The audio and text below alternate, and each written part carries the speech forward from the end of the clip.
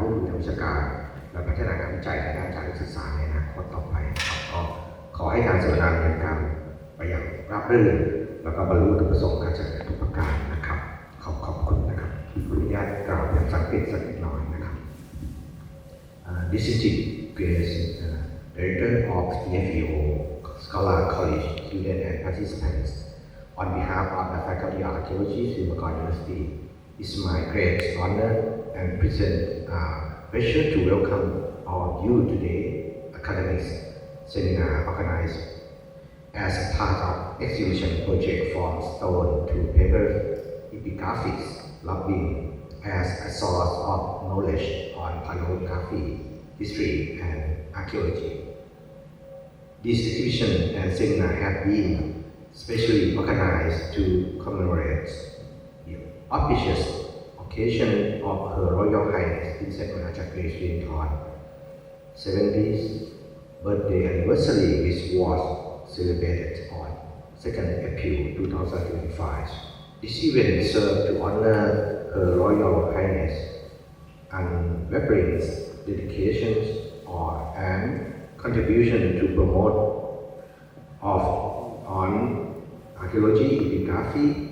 and cultural study, which contribute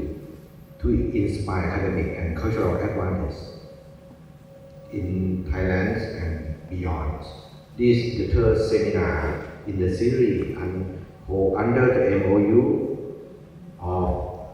the fruitful collaboration between the Department of Oriental Languages, Faculty of Archaeology, and EFEO. The EFEO, with its long-standing dedication to study and preserve of the cultural heritage in Asia, have been invaluable partner in advancing scholar work in this field. Today's seminar focus on a critical aspect on epigraphic study, namely the process of making rubbing of inscription, creating digital data, and reproduction, and developing the database and ancient document. This activity plays a role in preserving and expanding access to the rich body of the knowledge in paleography, history, and archaeology, both local and global. I would like to express my sincere gratitude to all speakers for their generosity to sharing their expertise, insights, and experience in this field.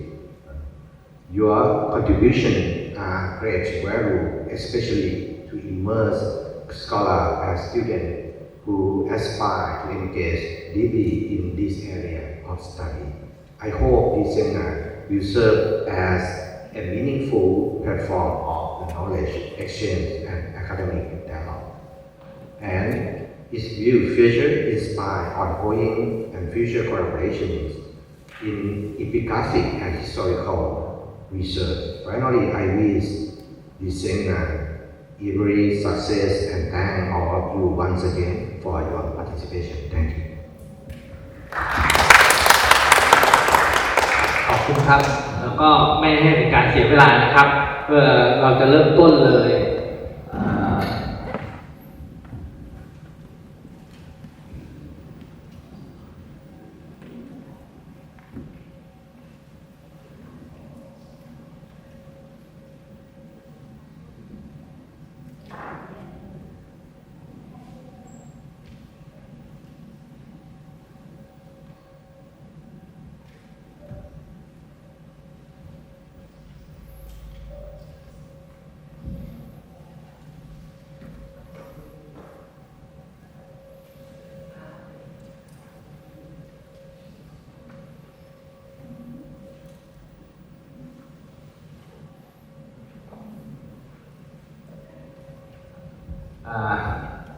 ก็เพื่อไม่เป็นการเสียเวลานะครับ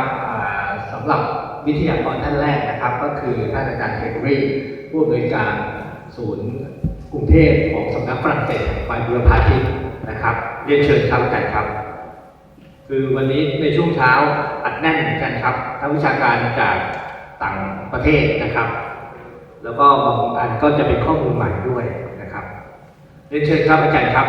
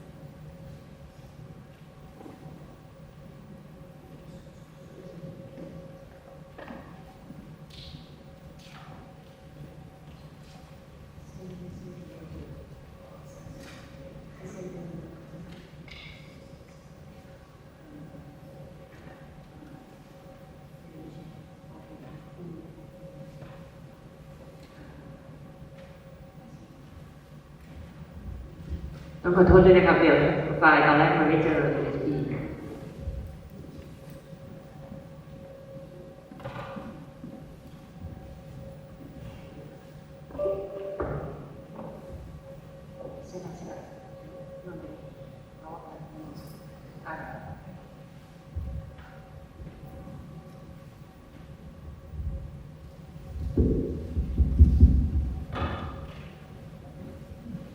สวัสดีครับทุกท่าน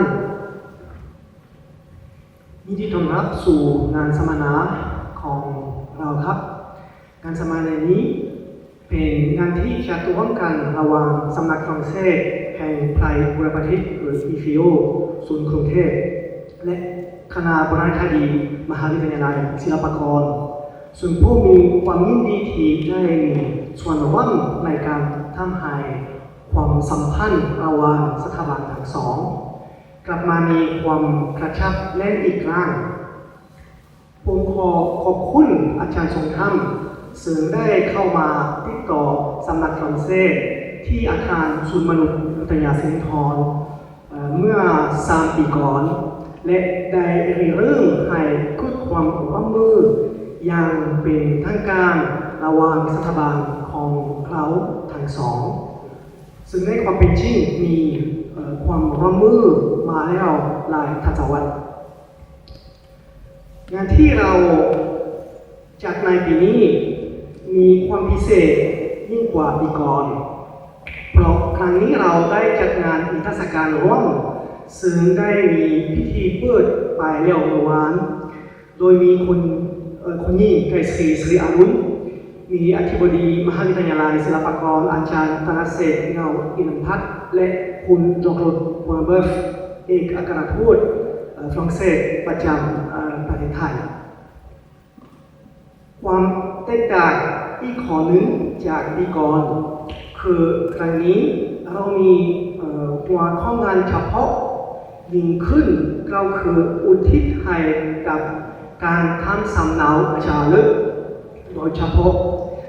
ขนบที่ทำการในประเทศไทยและประเทศเพื่อนบ้านโดยเฉพาะในกัมพูชาและลาวทางนี้ตอนที่อาจารย์สงธรรมได้มาเสนอความคิดที่จะจัดงานในหัวข้อดังกล่าวผู้มีความสนใจเป็นอย่างยิ่งเนื่องมาจากการทำสำเนาจารึกครอบคลุมมิติและมุมมองสำคัญหลายด้านที่จะใช้แสงให้เราเข้าใจมิติการทำวิจัยหลายด้านอาทิ 1. มิติประวัติศาสตร์ 2. มิติความเป็นมรดกและ 3. ศิลปกรรมเพื่อให้เป็นการกระชับเวลาต่อจากนี้ผมขออนุญาตพูดเป็นภาษาอังกฤษเกี่ยวกับวิธีทั้งสามนี้ครับขอบคุณมาก So now I will talk in English and first of all I would like to warmly thank my colleague Arno Griffith who is here today and the Dharma projects he leads whose participation was crucial in enabling us to organize this conference today. Thank you very much, Arno.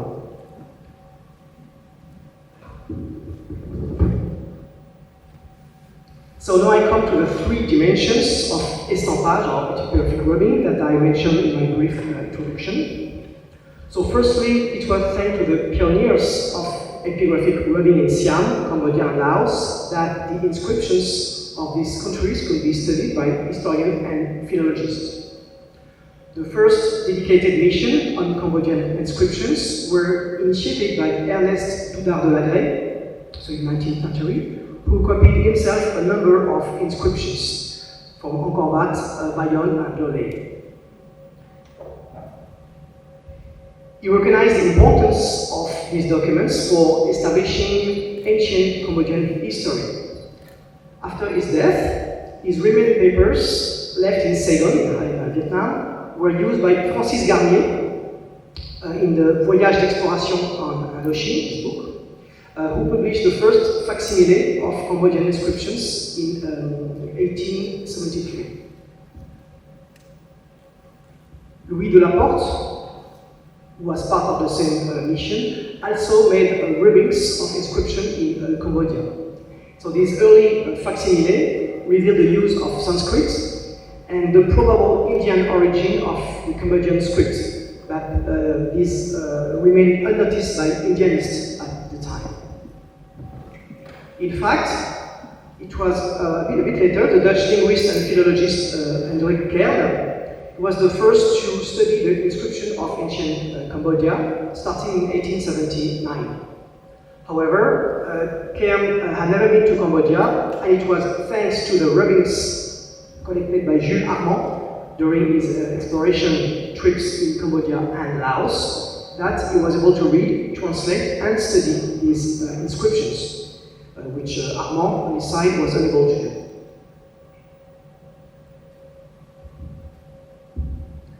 Kern was then able to draw on the documents produced from Onwa by Etienne Aumonier, who organized the first systematic campaigns to record inscriptions in Cambodia and certain regions of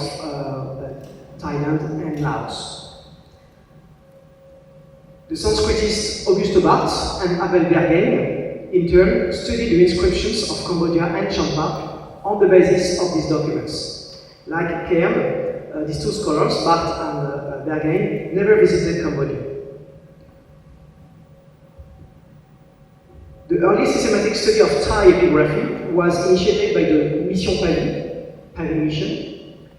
So Auguste Pavie collected and made rubbings of 31 inscriptions he collected in Bangkok, Chiang Mai, Chiang Rai, Lamphun and Luang Prabang in Laos. And these inscriptions were studied and translated by Father Schmidt, François Joseph Schmidt, who could basically decipher them and translate. So while not without flaws, these works provided valuable access to inscriptions and to Thai epigraphy. And the most important of these studies is the translation of the Ramkhamhaeng inscription and also other inscriptions from Sukhothai. Lucien Fournereau later complemented these works from his mission between 1891 and 1892 with a number of additional inscriptions published in his book, Le Siam Ancien.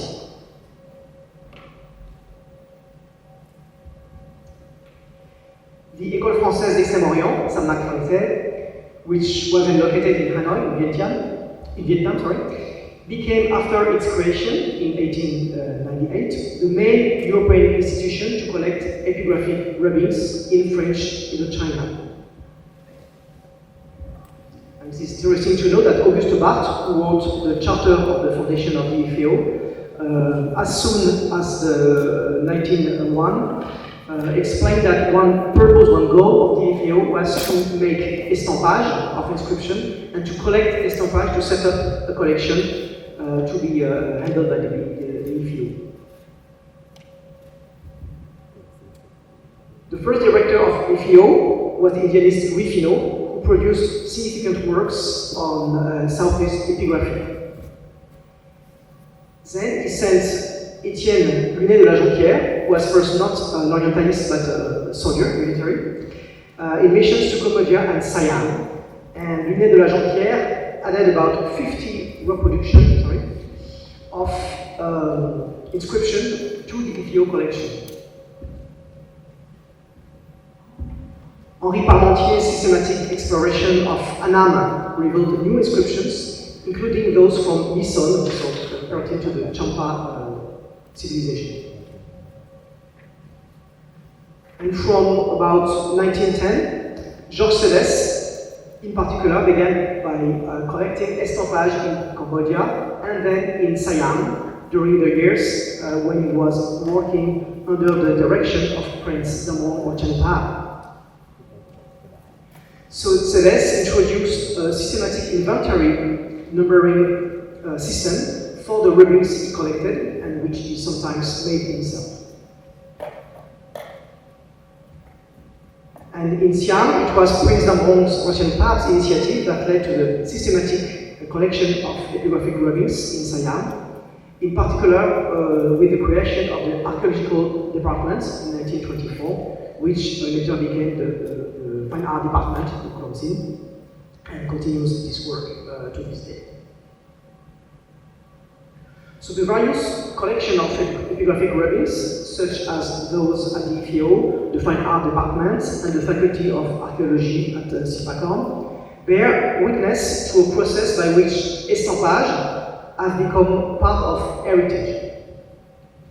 Initially designed to preserve and reproduce documents that were difficult to access or likely to deteriorate over time, epigraphic rubies have in turn become unique, rare, and fragile objects that need to be preserved.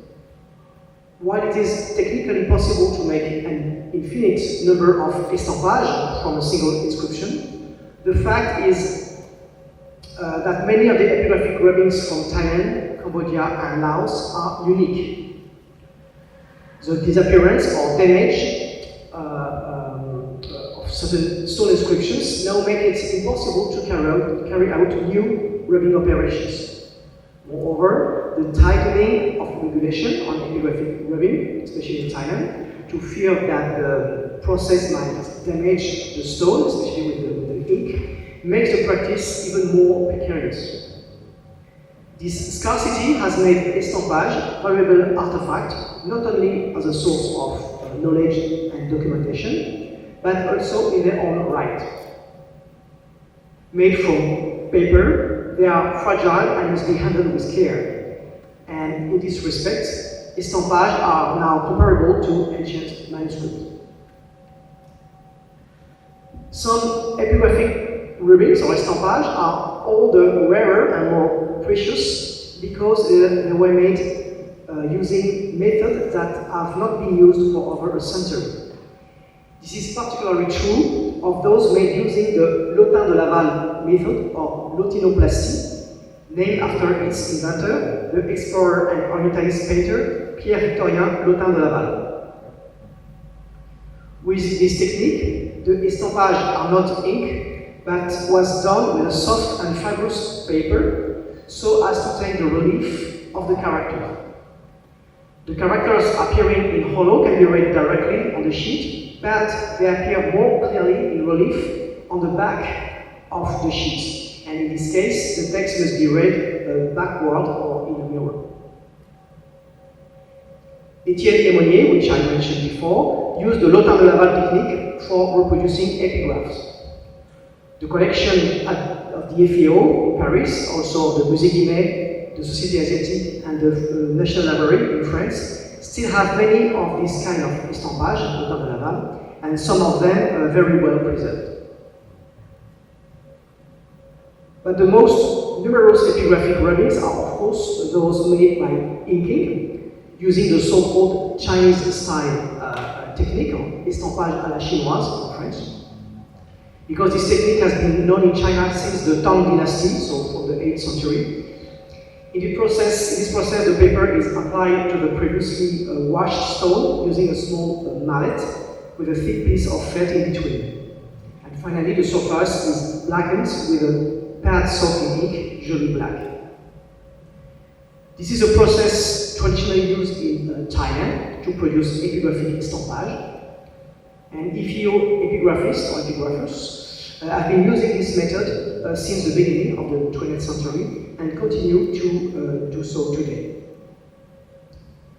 In the past, an intermediate technique was used that was more akin to copying than rubbing per se. It consists in producing a facsimile of an inscription by means of a sheet of tracing paper. This was the method used by Jules Armand in Vadpou, for the inscription of Vadpou, and also by Fournereau and for different inscriptions that he found in Bangkok.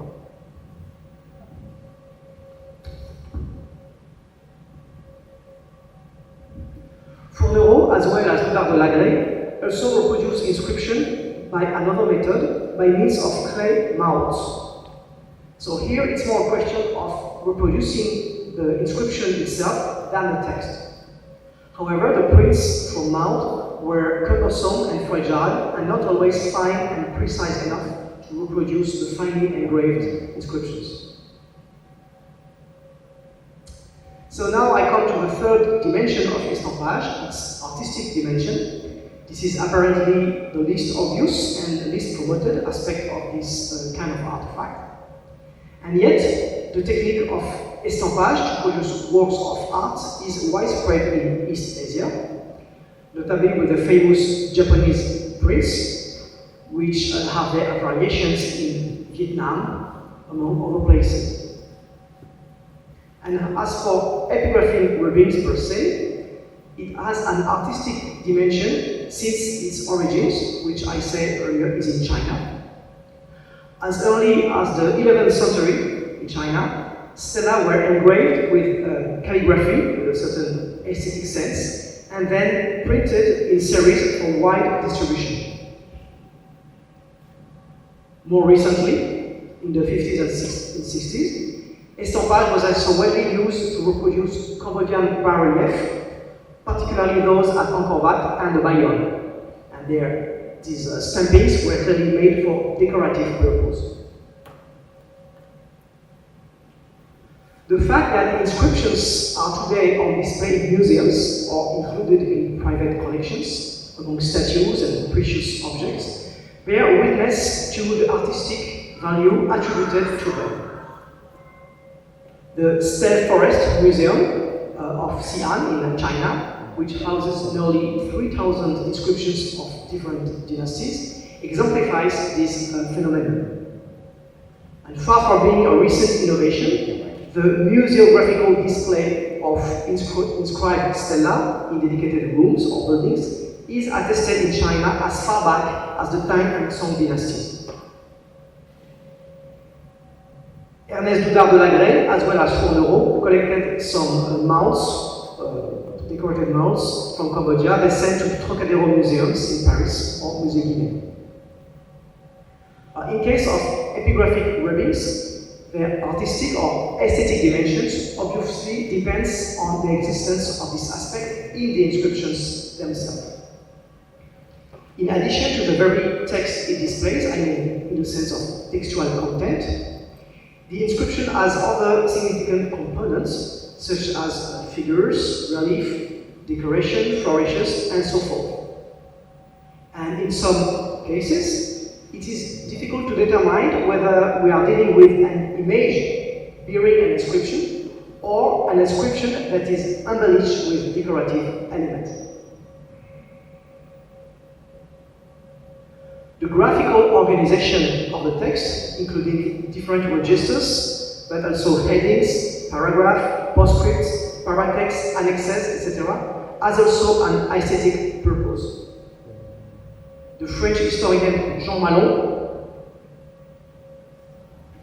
has called ordination the graphical choices that have governed the execution of an inscription, including its spatial organization, as well as the height of the lines, the space between the letters, the shape of the letters, and so forth.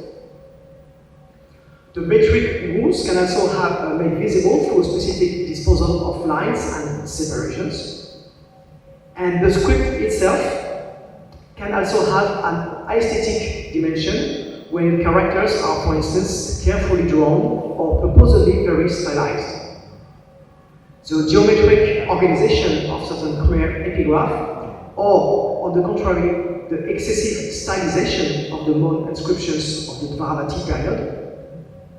which vowels and downstrokes of the consonant dropping or rising exaggeratedly above and below the line, attest to the aesthetic ambition that could drive the scribes of Southeast Asia. The stylization of the characters is sometimes so pronounced that they become indecipherable, and sometimes deliberately so, as in the case of the so-called shell script or Shankalipi, which is attested in India, Indonesia, and Thailand. Specialists from other parts of the world, as in medieval Europe, have emphasized on the creativity of scribes to produce what they call scritture preparato, such as the Gothic scripts, which were clearly designed as ornamental graphic elements. So all these physical and aesthetical characteristics lead to consider inscriptions as an object of art, at the same level as a painting, a statue, or a monument. And in this respect, even a cursory examination of the inscribed stone found in Southeast Asia suggests that their craftsmen and sponsors were motivated by the desire to create a beautiful object. By changing medium, that is from stone to paper, the content of the inscription retains many of those artistic elements. Of course, it also loses some of them simply because of the change from 3 to 2 dimensions. Obviously, an estampage cannot reproduce the spatial dimensions of the inscription. The locus of the inscriptions, that is, the fact that it was installed in a specific place for a specific reason, is naturally lost in the process of estampage, which extracts the text from its original material support. The ritual function an engraved stone may have is also lost. On the other hand, this transition from stone to paper produces new aesthetic elements. The contrast produced by inking is just one example of what estampage adds to inscription. Here I just communicated with you this famous quotation from Walter Benjamin, saying that artworks are unique and cannot be mechanically reproduced, which applies nowadays to estampage. So I'll stop here with these somewhat theoretical considerations. And if I wanted you to convince that epigraphic rubrics can also be considered as a work of art, I could only encourage you to visit the dedicated exhibition that we have set up in the Sipakon University Library. So in conclusion, so I just say that of course method of documenting inscriptions have evolved considerably over the last decades, with the emergence of new tools based on digital technologies such as RTI or digital photogrammetry or simply photography, which gives instance very precise results.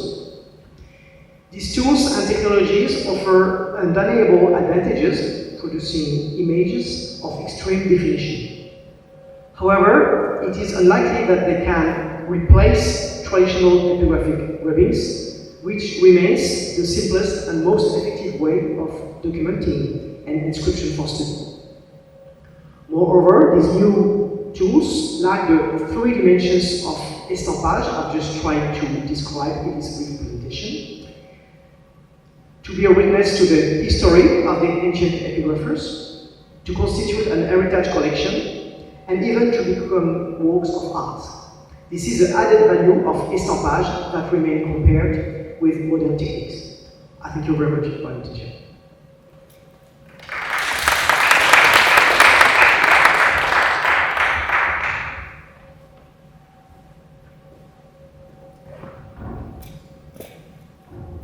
Thank you again อาจารย์เกรกอรี่นะครับต่อไปจะเป็นอาจารย์อาโกแต่ว่าทางผู้จัดงานจะขอให้ผมช่วยสรุปคร่าวๆนิดนึงนะครับก็คือจริงๆหัวข้อนี้ที่อาจารย์เกรกอรี่เนี่ยซึ่งปัจจุบันแกเป็นหัวหน้าศูนย์กรุงเทพของสำนักฝรั่งเศสนะครับก็อาจารย์ได้พูดถึง3มิติหลักนะครับใน ผมจะแปลสรุปสั้นๆในส่วนภาษาอังกฤษก็คือมิติประวัติศาสตร์มิติมรดกแล้วก็มิติทางศิลปกรรมของตัวสำเนาจารึกนะครับมิติประวัติศาสตร์แน่นอนนะครับก็คือว่าข้อแรกก็คือเกี่ยวเนื่องกับเรื่องของเนื้อหาที่ปรากฏในตัวจารึกเองซึ่งสำเนาเนี่ยเป็นตัวช่วยที่ทำให้ตัวเนื้อหาเนี่ยสามารถที่จะได้รับการศึกษาได้อย่างง่ายแน่นอนเพราะว่าการเข้าถึงตัวจารึกเนี่ยโดยเฉพาะในเอเชียตะวันออกเฉียงใต้เนี่ยนะครับก็คือจารึกเนี่ยเป็นสมบัติของชาติการเข้าถึงเนี่ยไม่ได้เข้าง่ายแล้วก็จารึกเองหลายๆหลักก็คืออยู่ในจุดหรือตำแหน่งที่ไม่สามารถจะเข้าถึงได้นะครับหรือว่าไปอ่านได้ง่ายนะครับแล้วก็ข้อที่3ก็คือเกี่ยวกับเรื่องของการที่จารึกเองเนี่ยก็เหมือนกับวัตถุอื่นๆนะครับที่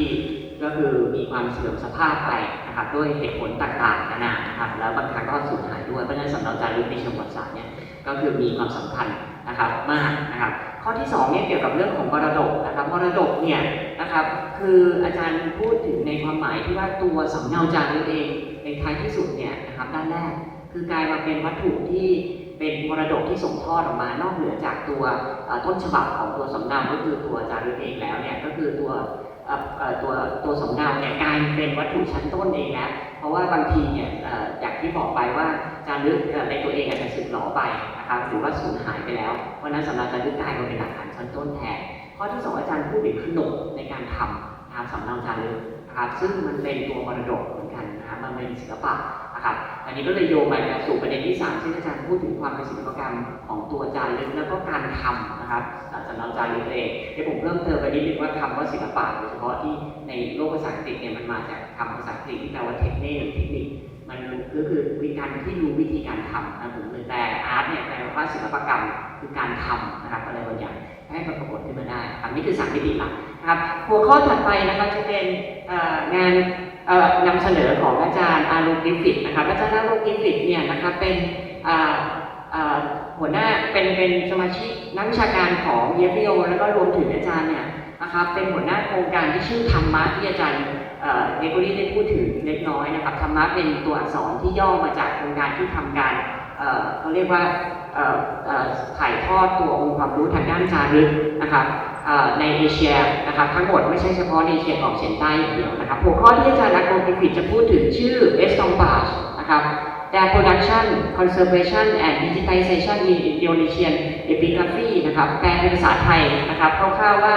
การทำการอนุรักษ์และการบันทึกภาพดิจิทัลสำเนาจารึกในอินโดนีเซียครับเชิญอาจารย์ครับ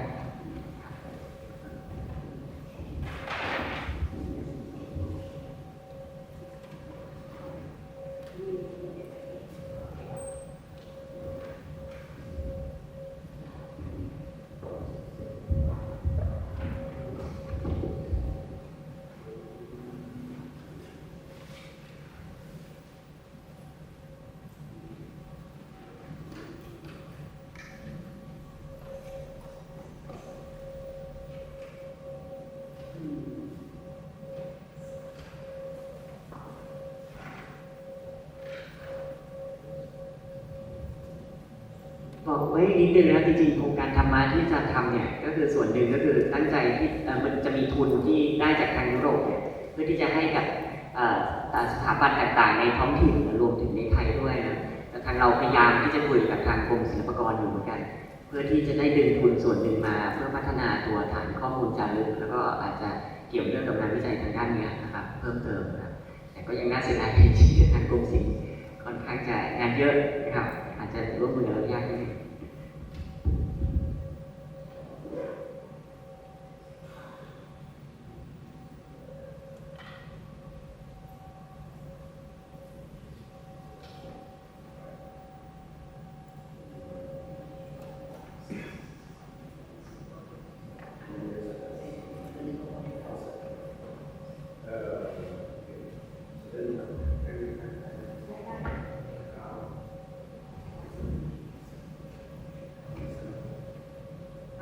ค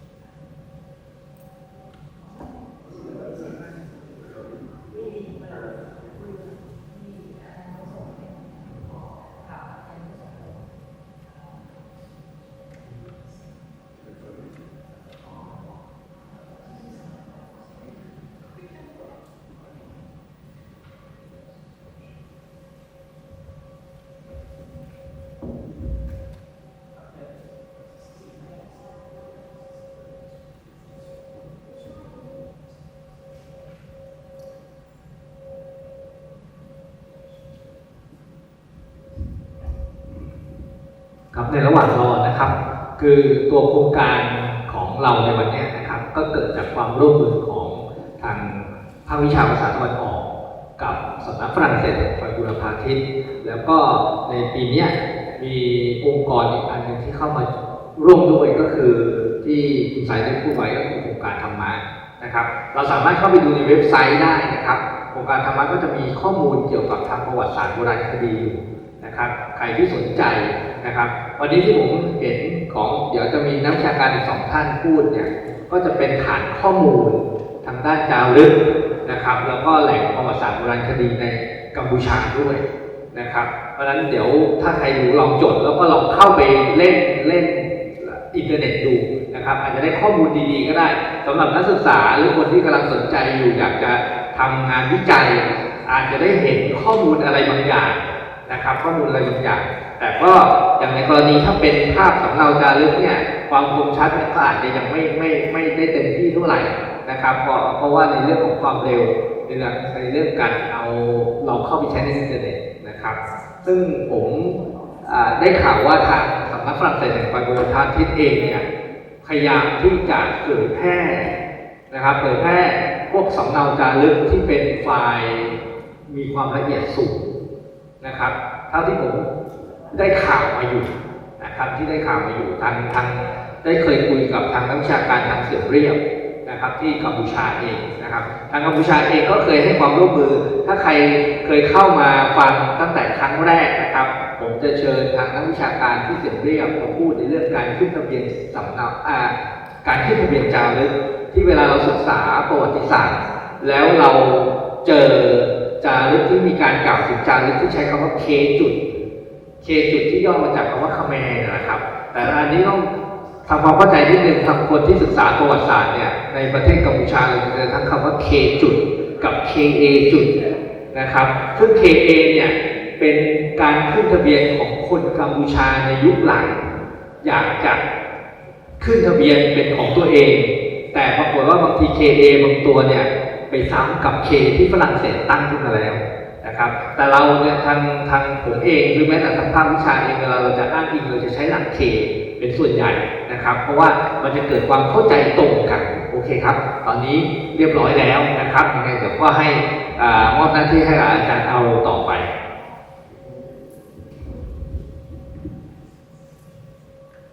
Good morning,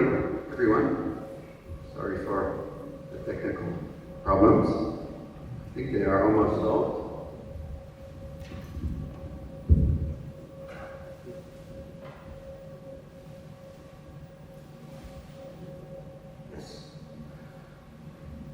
So, thank you for coming. I apologize. I do not speak Thai, so please bear with my English. I was asked by Gregory to present something on the stampages in Indonesian epigraphy. I guess most of you do not know so much about Indonesian epigraphy, so let us. Oh, it's going to be a bit slow.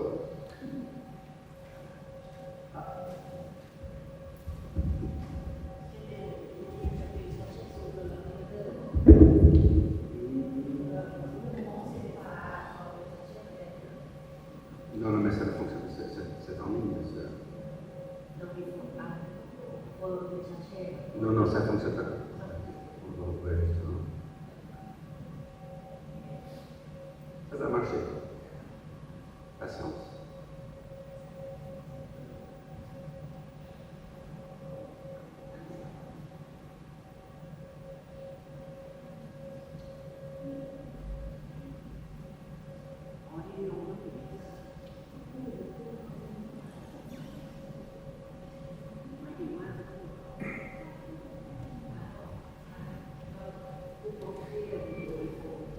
C'est pas une vidéo.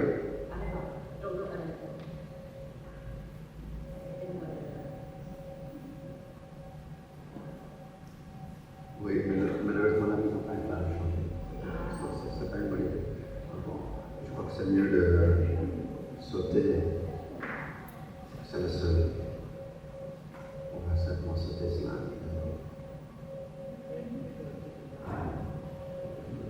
Okay, sorry about that. I wanted to show you a map of Indonesia. I guess most of you have never been to Indonesia, and maybe many of you, even though it's a close-by country, do not know Indonesia so well. Anyhow, I wanted to remind you of the names of the islands of Sumatra, and of Java, and of Kalimantan, also called Borneo by Western people, because the examples I will show you today come from those islands. This is a famous example. Maybe if you study paleography at this university, you might also see an inscription of King Mulawarman from the eastern part of Borneo, and I'm sure that you will see an example of a Sriwijaya inscription. So that is from the island of Bangka, actually, close to Sumatra. And this may be a bit less familiar. This is also much later. This is from the 14th century in the mountains of West Sumatra. So there we have 5th century, 7th century, 14th century. And I guess most Thai people can quite easily recognize some letters even in such a 14th century inscription. And of course, all of the examples I'm giving are the stampages, because that is our point here today. Now, let us step back and consider a little bit more the theoretical background of studying the stampages. Just now, Gregory has emphasized historical aspects, artistic aspects, and I forget what the heritage aspects. Maybe I can take a slightly different angle and pose some of the following questions to you, and maybe we can think about them together. So one meta-epigraphic question. So meta-epigraphic meaning we're thinking about epigraphy. So what is the material of epigraphic study? This comes up a lot because it requires a definition contrasting between manuscripts and inscriptions in the way epigraphy and philology, ancient manuscripts, inscriptions are studied in all countries that I am familiar with, from India, Thailand, Vietnam, Cambodia to Indonesia. the study of inscriptions and the study of manuscripts are somewhat separate fields. I think this is true also in Thailand. And I think we should consider if this is really necessary and if it is useful to study them separately. And frankly, I would suggest that there are many reasons to study manuscripts and inscriptions together. And actually, there are some cases where it is not so clear if we are talking about a manuscript or about an inscription, but I will not go more into that question. Another related question is what is the position of epigraphy compared to other branches of scholarship such as philology, history, archaeology, and linguistics. Here, as also in Indonesia, epigraphy is studied as part of archaeology, which is not wrong, but of course there could also be other ways of organizing the study of inscriptions. Now, if we step a bit further, what if we look at epigraphy through the lens of history of science or discourse analysis? Can we study the way epigraphy has been studied? And what insights do we get if we study epigraphy, the history of epigraphic study? And one of the important questions that we can look at is the degree to which dominant political discourses such as colonialism and nationalism have colored the development of epigraphic studies. And of course, it's very interesting in this context of Southeast Asia to compare Thailand, which doesn't have a colonial history, with all the other countries which do. How do we deal with, and this I think is one of the main points here, with intellectual and linguistic boundaries erected by modern day nation states and their national languages, and I should have added also the relevant colonial languages. I think much of my presentation today will make it clear to you that if you as a Thai person wanted to study Indonesian epigraphy, you will have to go across several boundaries of language, and of course this is also true for me if I want to study Thai epigraphy. Well, of course I need to learn Thai first, but there are probably other languages that I also need to learn.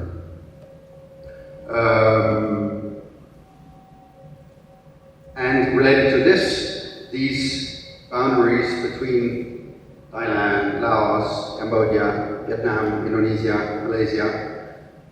they stand in the way of studying what is common to the epigraphy of Southeast Asia and to the development of Southeast Asian epigraphy as a field of study, which does not really exist, although many people use the term Southeast Asian epigraphy. So, what ways can we imagine to move beyond what is country-specific, and how can we envisage Southeast Asia as an epigraphic area? And finally, related now to the topic of our event today, what are the tools of epigraphic study, especially tools to compensate difficulty of direct access to large and heavy artifacts, because that is of course what the stampages, rubbings help us do. They help us get around the problem that a stone may only be accessible in the National Museum here in Bangkok, but I might be living somewhere else. How can I study the inscription on that stone? And all kinds of other problems that have to do with access to the original stones. So, if we now move from those very general questions about epigraphy and Southeast Asian epigraphy, let us take a very quick look at the situation in Indonesia. I have to admit that I don't know anything about the situation in Thai epigraphy. I hope it is a bit better than in Indonesian epigraphy, but I'm not sure it is. If we try to make a list of attempts that have been made in what I call meta epigraphy relating to Indonesian materials, the amount of publications is extremely small. And of course, they are all in Indonesian. So you can see all these titles here are by Indonesian scholars in Indonesian. So the first one is Epigraphy and the History of Indonesia. The second one is, again, Indonesian epigraphy, its role, position, and development. The third one is the use of computers for epigraphy from the 1990s. And the last is the history of epigraphic study in Indonesia. So if you are looking for articles with such kind of meta-epigraphic questions, the number is extremely limited. And yeah, I think it would be interesting if we could have more, and from my point of view, it would be even more interesting if we could have some dialogue between different countries to learn from each other. So here's an example that I didn't mention on the previous slide. This is a very simple kind of campus guidebook for students of epigraphy, published in the early 1970s, and actually it is still used in Indonesia today. So Ilmu Prasasti Indonesia, that means the science of Indonesian epigraphy, by a Dutch missionary who was working in Indonesia then. And I just wanted, so this is chapter 6. Alat-alat untuk pengetahuan prasasti, that means tools for knowing inscriptions. And among the tools, the first one is rubbing. So that's a word we all know. And the second, atau, means or, and then we have abklatsch, and that is a word you probably don't know yet. That's actually a German word. I'll come to it in a moment. And then of course he mentions photos, slides, microfilms, facsimiles, transcriptions, translations, and interpretation. For many people, it is evident that Southeast Asian epigraphy cannot really be studied without comparing to Indian epigraphy, where the state of scholarship is maybe a bit better than in most Southeast Asian countries. For Indian epigraphy, we have some very good books, like this one by Richard Salomon from 25 years ago, with the title Indian Epigraphy. So at the moment, we don't have any book Southeast Asian epigraphy, and we certainly also don't have a book Indonesian epigraphy. I don't know whether you have books in Thai called Thai epigraphy. I hope you do, and I hope they are good. So this book about Indian epigraphy also has a section on tools, and I will just read a part of it. It says, mechanical reproductions usually take the form of rubbings of various kinds. The standard technique in India is to prepare estampages, or squeezes, as they are known in other fields, by affixing wet paper of a suitable thickness, preferably a high-quality paper especially made for the purpose, to the inscribed object after thorough cleaning and beating it firmly with a brush, thereby preparing a cast of the inscription itself. This is then inked in order to bring out contrast, the field appearing dark, the characters white, and the finished product is photographically reproduced for publication. Actually, I think I shall read the whole. The advantage of estampages is that they are objective and, if carefully and skillfully prepared, the least subject to distortion of all methods of reproduction. This is, of course, mainly by contrast with photography, because he was writing in the late 1990s. Their chief disadvantage is that it requires considerable skill, time, and material to prepare a good estampage, especially in the case of large inscriptions, such as are common among stone inscriptions in India. This can involve considerable difficulties when, as is often the case, the inscriptions are in situ in remote locations. So I think here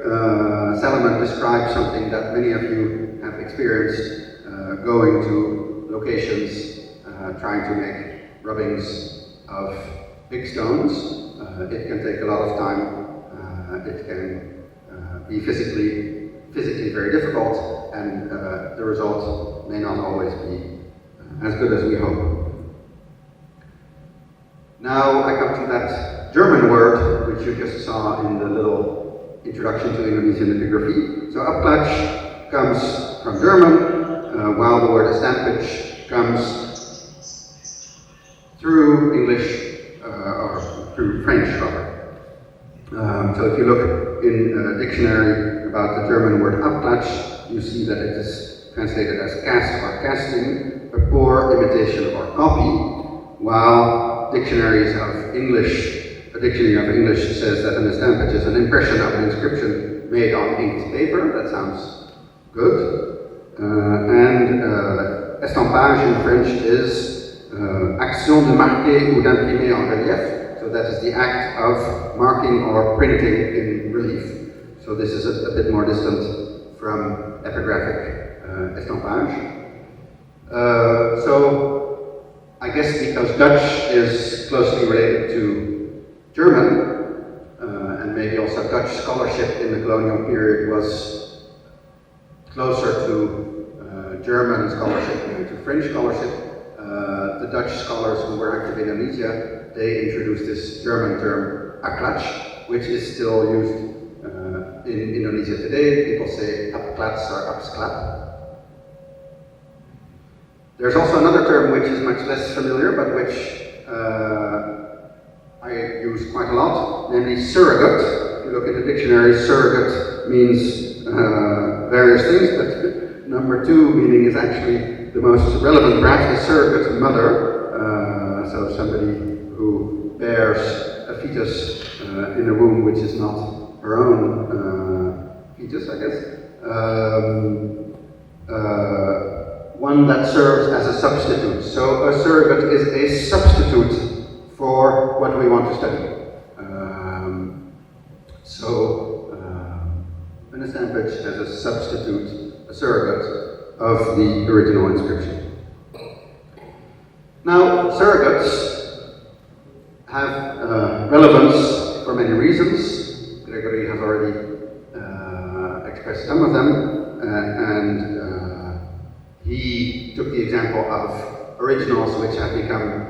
damaged over the last decade since the stampages were made. That's of course one possibility. Another thing that may happen is the complete loss of originals. A rather spectacular case.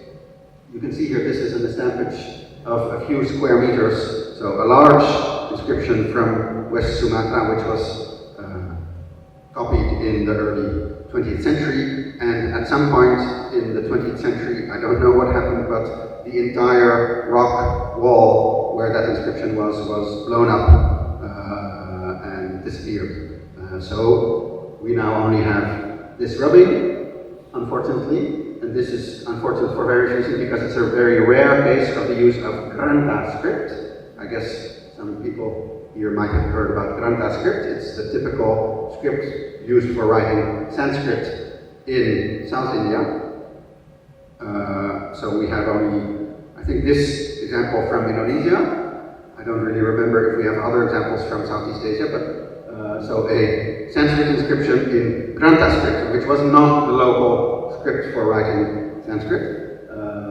So that is completely lost, and that is an inscription I published a few years ago, a set of probably more than 17 very large copper plates, of which only one original is preserved. I must say I forget completely the story, but it's a very complicated case of, in the 100 years ago, a farmer finding 17 copper plates, and some of them went there, some of them went there, and in the 1990s, the American scholar Jan Wisman Christie, she received Xerox copies of 4 plates, which had then just re-emerged, and then they disappeared again. So this is one of those 4 Xerox copies, which allowed me to publish that inscription. So this is one of the important reasons, or one of the factors of importance of estampages, namely that they help us study inscriptions which are completely lost in the original. But this, I think, is an important subject matter of this event today. Estampages are not only tools for epigraphic study, but they can also be studied themselves in various ways. So they can become topics of research by themselves. So first as tool for epigraphic study, we would like to know if we want to use them as tools, we need to know where the stampages can physically be consulted. We would like to know what the relevant sources are about the stampages that we need to consult. And of course we can ask to what degree the stampages open new perspectives in epigraphy. But I want to move now to the questions such as history of technology and conservation science, but I think also the history of science itself, the history of epigraphic practices and the people who were involved. So questions like what material and technological developments has the stampage making undergone in the field of epigraphy in general, Indonesian epigraphy over time? What are the connections between these developments and the history of scholarly networks connecting specialists of Indonesian epigraphy with specialists in other fields? And to what extent is knowledge of the materials relevant for the problem of stampage conservation? Just now, Gregory mentioned how in Thailand it's becoming more and more difficult to get permission to make stampages because the authorities are afraid of damage to the original stones. That is one thing, but during a project which I'll talk about in a few minutes, trying to document stampages in the University Library in Leiden, I ran into a problem that the people in charge of that collection, they were also very much worried about the paper of the stampages, us touching the paper. The paper had been rolled up for a century, unrolling it, what would the damage to the paper be? And they had absolutely no person with knowledge of the technical aspects of this paper and what the appropriate steps would be from a conservation point of view to ensure the survival of those stampages and under what conditions they could allow us to do our work. So, a very important aspect that was also already underlined by Gregory, although he was using different words, is the idea that an stampage is itself an artifact, quite similarly to inscriptions being artifacts and sculptures being artifacts. And here is one example, a very unusual stone with a Ganesha at the top, with text in two languages, Tamil and Malay, written around it. You see there the stampage made by the Indian scholar Subarayulu. So you see, I think you can recognize some Tamil letters at the bottom if you've ever seen Tamil letters, and you can see Southeast Asian letters at the top. So every stampage like that one has a material. I mean, it is made of paper, in the case of stampages, and it has technical characteristics. For instance, it is used by this technique with ink, or it is made by the other technique which Gregory also showed, which does not use ink. And there are other technical aspects, of course, of how the stampage was made. The stampage has a history, because it was made by certain individuals who might be known, and it might be interesting for us to know who those individuals were. Gregory just said that George Sedes sometimes made the stampages by himself. That was a new fact for me. I always... This is close. Okay. But this is interesting to know, I think, to what extent the scholars were involved or were not involved in making the stampages, and if they were not involved, who else was doing it, and what were the conditions of work. And of course those individuals did their work at a given time and place. Place is relevant because of course inscriptions may move, and if the person recorded some information on the paper about where the rubbing was made, and if we find that that place is different from where the stone is now, that means we have evidence of movement of an inscription, which we might not know by other forms of evidence. languages are kept in a collection, like this university's collection, or my institution's, the EFEO's collection, or other collections, where they have inventory numbers, and importantly, they have dimensions. There's they are physical artifacts. But of course, as Grigori just emphasized, one very important characteristic is that an estampage reduces not 100%, but let's say 99%, the three-dimensional aspect of an original inscription to become two-dimensional. And that's an extreme example. So you have this very, very three-dimensional artifact which becomes completely flat in the rubbing. This was already discussed, so this is another technique, the non-ink technique. Just maybe interesting to know, Gregory showed very old pictures of the front page of this de Lotin de Laval's manual for making estampides, but there's actually also a digital publication of this. No, actually, sorry, this is a digital publication of a book about this Lotin de Laval, so by Nicole Zapata Obe.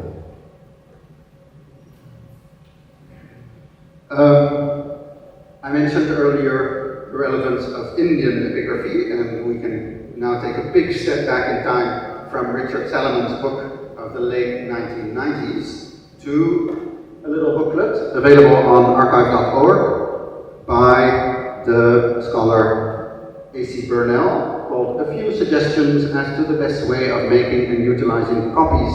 of Inscriptions. And what does Burnell here in 1870 write? Firstly, for inscriptions on stone, I recommend impressions on stout, unsized paper, such as is now manufactured at Paris for the use of Egyptologists. So this is interesting, I think, because this makes a direct, although implicit, connection between a British scholar in India and what was going on in French scholarship, especially studying inscriptions from ancient Egypt, at the same time. Right, actually I don't have the dates. What, do you remember the date of de Lotin de Laval's Manuel de l'Authinoplasie? Was in your presentation, yeah. But I think it was slightly before this publication of 1870. So I think when Bernal says, such as is now manufactured at Paris for the use of an Egyptologist, he's referring to the technique, to the paper that Egyptologists were using in Egypt. The inscription must first of all be quite cleared of dust or mud or other obstructions, and this may best be done by hard clothes brush. The paper is then to be rapidly but uniformly weathered in a tub of water. So we dunk the paper in water and apply to the inscription and forced into the irregularities by repeated and forcible strokes with a hard brush. So we beat it. An ordinary clothes brush is as good as any for this purpose. If the stone be clear of dust, the paper adheres, and when dry, falls off, forming, if at all well done, a perfect mold of the inscription.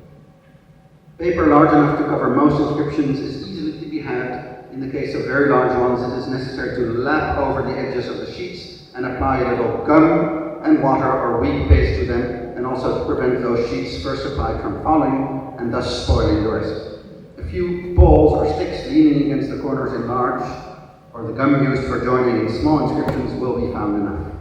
When properly dried, copies made in this way, in French estampage, may be rolled up or put in blank books without the slightest injury and even will stand damp. Yeah, so here you see various things, including something that Gregory asked me about a few weeks ago, whether we can use the word estampage in English. Although he suggests it's a French word, but earlier Salomon did use it as an English word. So now I have several slides, which I think I will go through quickly because they are all in Dutch,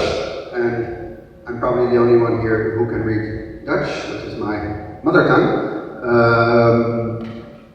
But I wanted to emphasize a few points. So we have here from the 19th century all kinds of reports by Dutch scholars who were working in Indonesia. And here we see, for instance, a report of the commission charged with rendering advice about the writings received by the government from Dr. R.H.T.H. Friedrich and N.W. Hoopermans. So these are two figures of the beginning of Indonesian epigraphy. This Friedrich was a German Sanskrit scholar who was hired by the Dutch government and is the first one who deciphered inscriptions from Java and Sumatra. And Hoopermans was his assistant. So in this particular case, we know that actually Hoopermans was the person who made the inscriptions, the rubbings, as I will show you in a moment. So estampages first appeared in publications about Indonesian epigraphy in the late 1860s in connection with the German Sanskrit scholar, Friedrich, who worked in the service of the Dutch colonial government, and his assistant Hoopermans. The term used at the time was afdruk, which means impression in Dutch. So they don't use the word stampage, they don't use the word afklats, yet they say afdruk. And so you see here a district-wise list, just one page, so district of Madiun, afdrukken van een steen, so impressions of a stone standing at the region of Madiun, etc. And then in reports written by this Hoopermans himself, you see that he constantly says,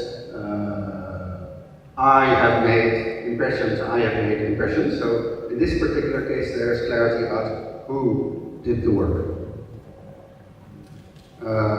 Then we also have several publications about how to make rubbings. So this is some recommendations to obtain good rubbings of inscriptions. And that is the same scholar Groeneveld's catalogue of artifacts at what is now the National Museum in Jakarta. Again, using the term afdrukken, but also using the term afgietsels, which I guess is plasterkaart, and aftekeningen, which is kalk. And now we have here another report on sending. I mean, here you see the word afklats coming. Oh, my goodness. Don't be too strict about that. So sending of afklats. So this is the first, I think, occurrence of this German word afklats.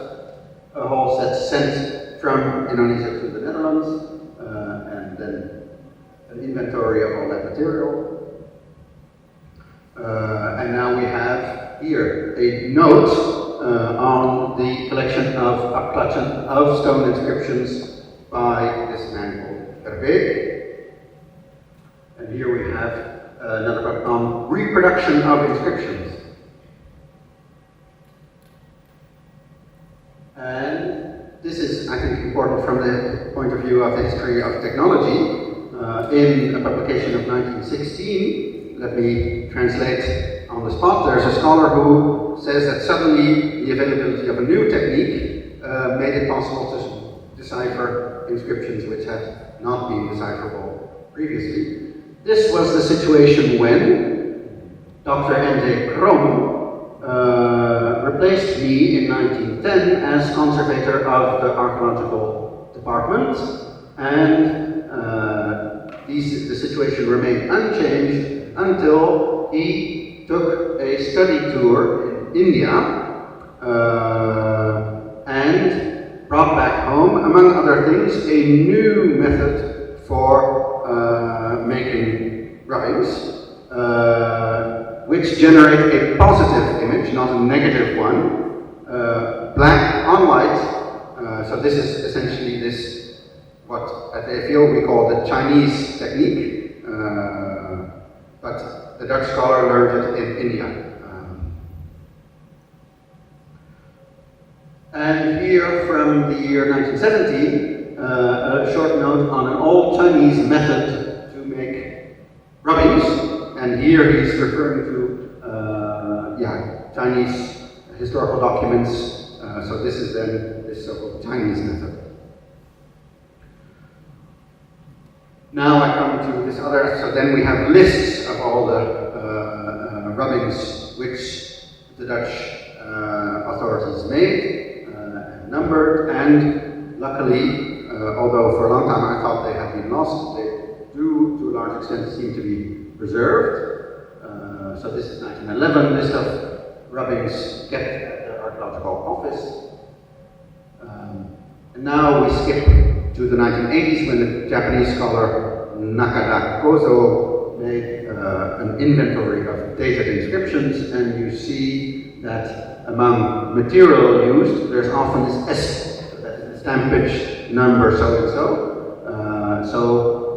And there for number 11, again, you see S 2720 and 21. So that refers to this list made by Dutch scholars. So in other words, if you want to use a stampage of Indonesian inscriptions, well, you need to know the numbers of the stampage and you need to know where to find them. Now I change subject a little bit. We also have some photo archives of how and where and when the stampages were made. This is of interest to people in Thailand because this is an inscription of Sriwijaya, which is being rubbed. So this is in the Royal Netherlands Institute of Anthropology and Linguistics. There's a large collection of photographs, and if you search with keyword Apach, you can find them. So this is in 1955, a stampage of the Sriwijaya inscription at Karangdragi, Bangko, Jambi. So what are the collections of stampages of Indonesian inscriptions? First, in Jakarta, at what is since a few years called Badan Riset dan Inovasi Nasional, which means National Research and Innovation Body Agency. There is a research center for archaeometry, and they keep now, in rather bad conditions, but still, the collection inherited from the Dutch colonial authorities. At Leiden University Library, my alma mater, there's a collection built up to serve the scholar N.J. Krom, whom I already mentioned, after he quit Indonesia to become professor at the university. So several hundred stampages, the one in Jakarta several thousand. Then the Ethnographic Museum has a few, and a more recent collection built up by myself at the EFEO Library in Paris. So this of several hundreds of items. And here is also something which I guess might be quite rare in the epigraphy of Thailand, but it's quite common in Indonesia. This is inscriptions being made in relief. So the letters don't go into the stone, but they stick out of the stone. So that gives a rather unusual stampage. And what is also nice about this example is that there is all kinds of so-called metadata. So I saw this in the examples in the exhibition yesterday, that all of the stampages made by colleagues from this university, there's lots of information written in Thai, I guess about when and where and who made the stampage, but unfortunately I cannot read Thai, so I could not know what the information was. So here in Dutch it says residence Kediri district, Blitar, Desa, Sawaan. So there's a bibliographic reference and there's a little report, and then there's even more. So this is a bit too difficult, but anyhow, there's quite a lot of information on the paper or stuck to the paper. So this is kind of information that we should collect and make available in a database if we want to study the history of stampages as such. Okay, I'm almost done. I just want to give you a nice example of combination of field work and rubbing making. So this is what we call the inscription of Parada, which is known since the 19th century. It is a very unusual case of one inscription being engraved on two stones. I don't know if you have many cases of that in Thailand, but in Indonesia it is extremely rare. Maybe this is the only case. So two nice stelae. So the text begins on the one on the right, and then it's finished on the text on the left, on the stone on the left. So what is very confusing is the fact that we have these two stones for one inscription, but then there's another inscription which was found in the same village, And that has been lost. And so because there are two inscriptions from one village, and there are two stones in one village, people have become confused and thought that these are inscription 1 and inscription 2 from that village, but that is not the case. The problem is that the other inscription was destroyed.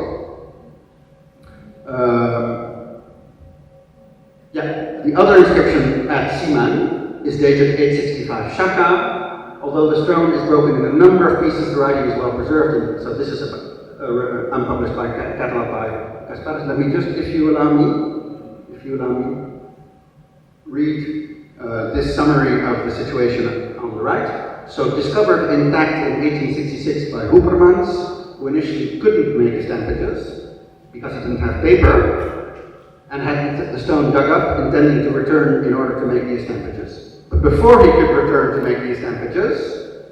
he found the same stone already broken into dozens of fragments lying in the yard of the government headquarters in the town of Kediri. So then he did make rubbings of those individual fragments, but the individual fragments are also lost. So now we only have these uninked rubbings, which for a long time I couldn't get access to, but now I've started, just yesterday I got this photograph. So this is one fragment among dozens of fragments which have to be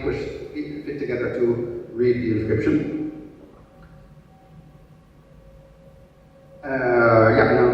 Just briefly about the EFEO collection. So when I started working at the EFEO in 2008, I started organizing field work with Bertrand's help and his team from Phnom Penh, and we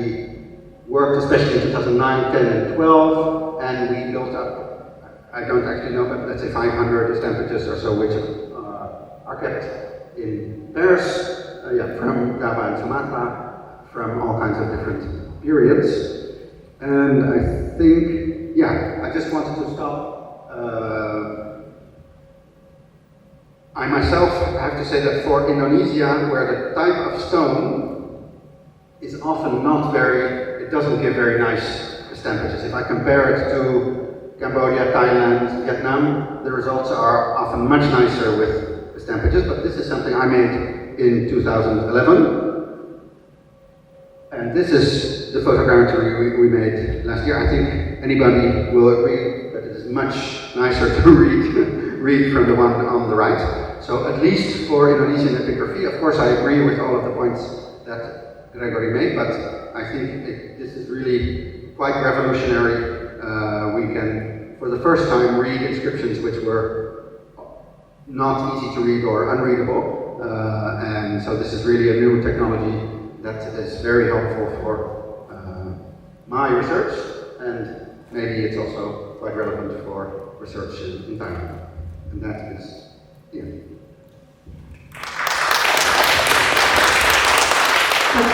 ขอบคุณอาจารย์อาโรอีกครั้งนะครับทีนี้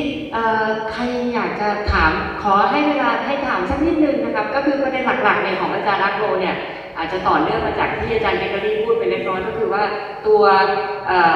สำเนาจารึกเองเนี่ยมันเป็นสิ่งที่กลายมาเป็นตัววัตถุที่สำคัญในตัวเองนะครับถึงแม้ว่าจะเป็นสิ่งที่มันเป็นคัมภีร์เนาะและอาจารย์บอกว่าคำหลายๆคำที่ในอินโดนีเซียเนี่ยใช้นะครับก็คือเป็นคำอย่างเช่นสโรเดตที่แปลว่าตัวแทนนะครับหรือสิ่งแทนบางอย่างเนี่ยก็คือถึงแม้ว่าจะเป็นอย่างนั้นก็ตามเป็นสิ่งแทนแต่มันกลายเป็นสิ่งที่มีความสำคัญในตัวเองแล้วก็ในหลายๆกรณีอย่างที่อาจารย์เล่าให้ดูตัวจารึก2หลักที่ในภาพสุดท้ายก่อนที่จะเห็นว่าเป็นแฟกเมนต์ก็คือคนทำสำเนาเนี่ยก็คือเร่งไปทำสำเนาหลักแรกได้แต่ว่าหลักที่2ปรากฏว่ามันแตกหักไปเสียก่อนทีนี้แล้วหลังจากนั้นก็ไปทำสำเนาตัวส่วนที่เป็นแฟกเมนต์คือตัวแตกหักไว้แล้วตัวหินที่แตกหักเองเนี่ยก็หายไปอีกนะครับเพราะฉะนั้นก็เลยกลายมาเป็นหลักฐานชั้นต้นอย่างที่บอกนะครับแล้วอาจารย์พูดถึงตัวกรณีของการตั้งคำถามกลับไปถึงตัวทั้งจารึกเองแล้วก็สำเนาจารึกเองว่ามันคืออะไรทั้งในเชิงตัว materiality นะครับหรือตัววัสดุของมันจริงๆมันคืออะไรนะครับแล้วก็ตัวของ characteristic หรือว่าลักษณะเฉพาะของการทำสำเนาจารึกเองว่าแต่ละที่เนี่ยแล้วมันมีประวัติศาสตร์มันไหมนะครับใครอยากจะถามหรือแลกเปลี่ยนครับเชิญครับมีใครอยากจะแลกเปลี่ยนไหมครับ หรืออย่างเมื่อกี้ที่อาจารย์เขาพูดถึงว่ามันมีอย่างกรณีในอินโดนีเซียเนี่ยนะครับหลักๆเนี่ยจารึกเนี่ยมันมีไม่มากนะครับแล้วก็ด้วยความที่มันเป็นเกาะเนาะถึงจะมีหลายเกาะก็ตามแต่มันมีพื้นที่ที่เฉพาะอาจารย์ก็พูดถึงเมตาดาต้าในความหมายที่ว่าข้อมูลเรื่องในตัวจารึกเนี่ยเราจะพูดถึงตัวจารึกสำหรับจารึกยังไงการกำหนดอาณาบริเวณของบ้านเราเนี่ยอาณาเขตของเรากับวัฒนธรรมเพื่อนบ้านเนี่ยมันติดต่อกันเราจะพูดอย่างเช่นเราจะเรียกว่าจารึกไทยสำหรับจารึกไทยเนี่ยได้แค่ไหนไอ้ความคลุมเครือหรือการที่มันเหลื่อมกันเข้าของไอ้ตัวอย่างเงี้ยครับหรือประเด็นต่างๆเกี่ยวกับการเรียกว่าจารึกแต่ว่าบางอันเนี่ยสัมพันธ์กับคัมภีร์เช่นแผ่นที่จารึกบนโลหะหรือทองเนี่ยเราจะเรียกว่าเป็นคัมภีร์เราจะเรียกว่าเป็นจารึกนั่นแหละถึงแม้ว่าลักษณะมันเป็นการจดจานลงไปนะครับใครอยากจะแลกเปลี่ยนนี้คำถามนะครับหรือรวมอีกทีเดียวตอนท้ายอีกทีก็ได้นะครับโอเคครับ thank you ครับขอบคุณอีกครั้งครับอาจารย์ต่อไปนะคะจะเป็นอาจารย์มิเชลนะคะตอนนี้นะครับอาจารย์เนี่ยเป็นหัวหน้าศูนย์สำนักฝรั่งเศสที่เวียงจันทร์นะครับที่ประเทศลาวนะครับในหัวข้อนะคะสำเนาจารึกลาวของสำนักฝรั่งเศสแห่งไฟบุรพาทิตย์ตัวอย่างสำคัญเพื่อความเข้าใจใหม่ในประวัติศาสตร์โบราณของภาคพื้นเอเชียตะวันออกเฉียงใต้อาจารย์เป็นผู้เชี่ยวชาญจารึกและก็คัมภีร์ในลาวแล้วก็รวมถึงเป็นนักที่ศึกษาประวัติศาสตร์ศาสนานะครับความเชื่อนะครับในทางเอเชียตะวันออกเฉียงใต้ด้วยครับขอเสียงปรบมือให้อาจารย์มิเชลรอบิยัตด้วยนะครับขอบคุณครับ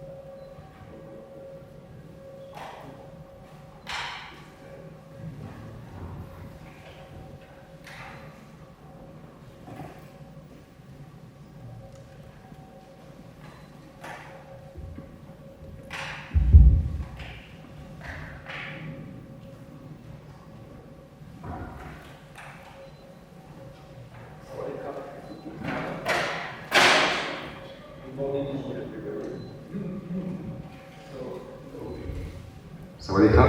ทุกท่าน so good morning to everybody. So my paper, my presentation will deal with rubbing in Laos.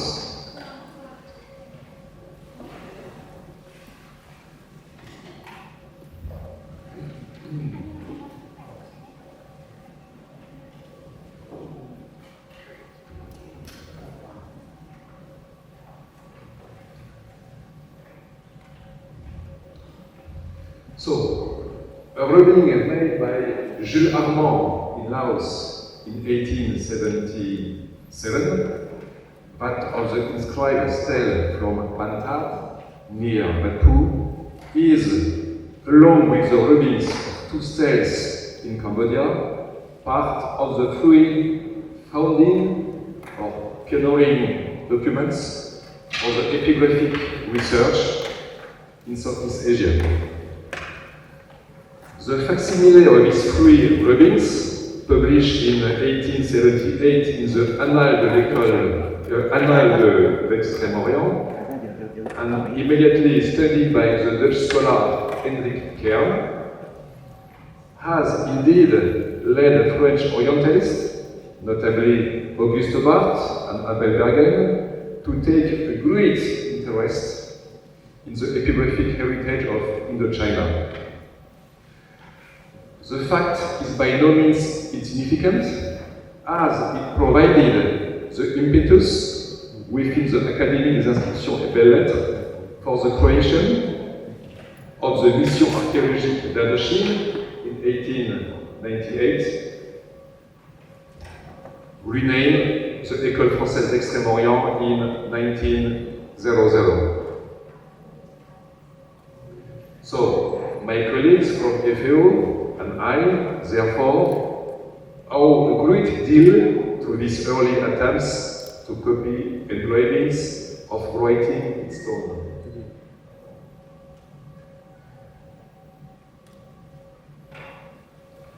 During his stay in the Champasak region in 1877, Jules Armand stamped, in addition to the Bantat stele, catalogued later as K364 by Georges Sedes, a second inscription, K366, which was then located in the entrance to the main sanctuary of Bakou. It is a rubbing work, so the estampage of this inscription, that is illustrated in the magazine Le Tour du Monde, published in 1879. However, it doesn't seem that the result of this rubbing was very convincing. No study was made of it,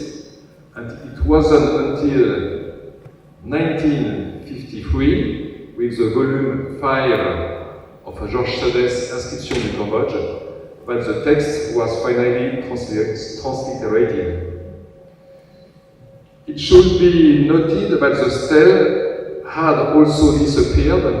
for almost 50 years, just after Armand worked on it. It was indeed rediscovered in Ubon Ratchathani in January 1930 by Prince Damlong, and then transported to the Bangkok Museum.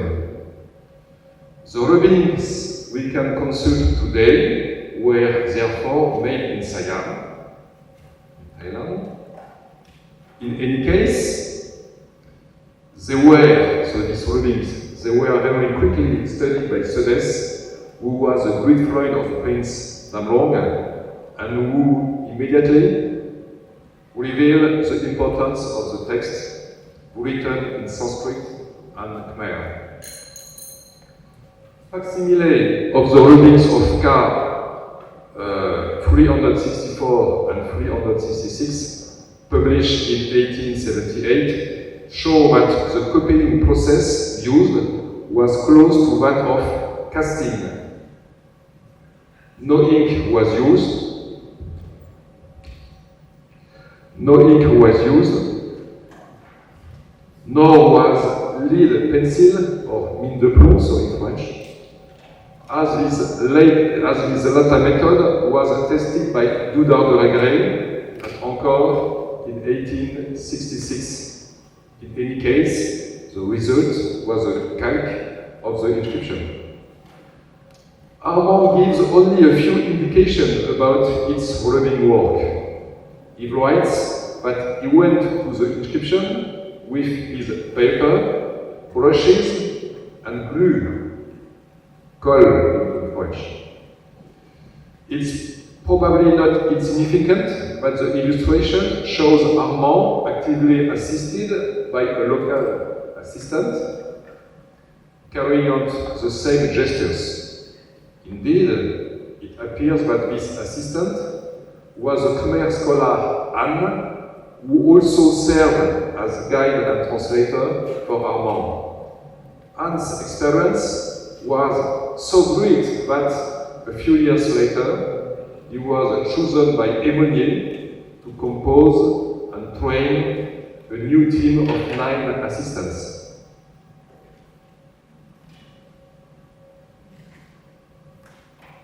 In the immediate continuity of Armand's work, and with the great advantage of the knowledge of the Khmer language,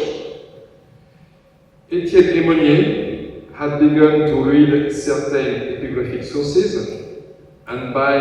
1881, he was able to bring copies of Sanskrit inscription back to Paris for Auguste Barthes, Émile Senard, and Abel Bergain. This fact was also very important because it made it possible for these scholars to establish an initial chronology of Cambodian history from the 6th to the 11th Shaka centuries. Phino,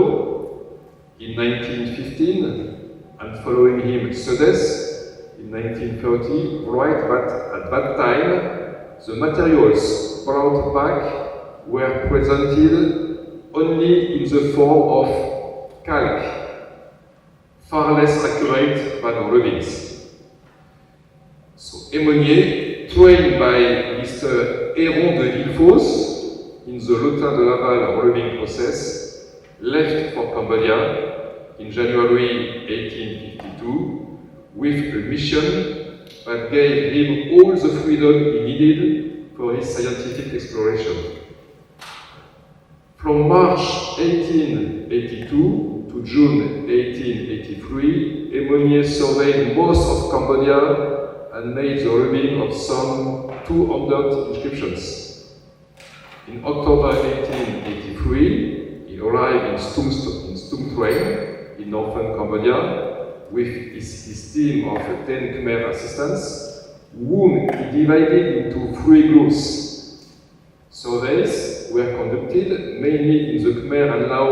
cultural regions of northeast Thailand, so the eastern part, as far as the province of Loy, but the investigation were also extended in several places on the left bank of the Mekong,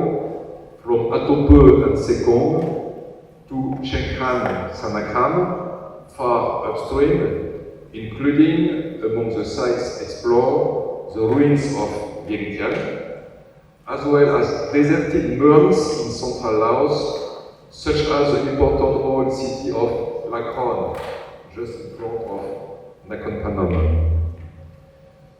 Aymonier's observation, together with a summary of the notes taken by his Cambodian assistants, are published in the 2 volumes of Voyage dans le Laos, as well as in volume 2 of his work Le Cambodge, in 1901, which deals more specifically with the Siamese province. Aymonier writes, "We entered Laos via Stum Train on October 7, 1883, and I was the last to leave, it means the middle valley of the Mekong, on April 15, 1884. So this 6 months had been enough to draw up surveys and collect precise information on routes covering thousands of kilometers whose lines are shown on the published map.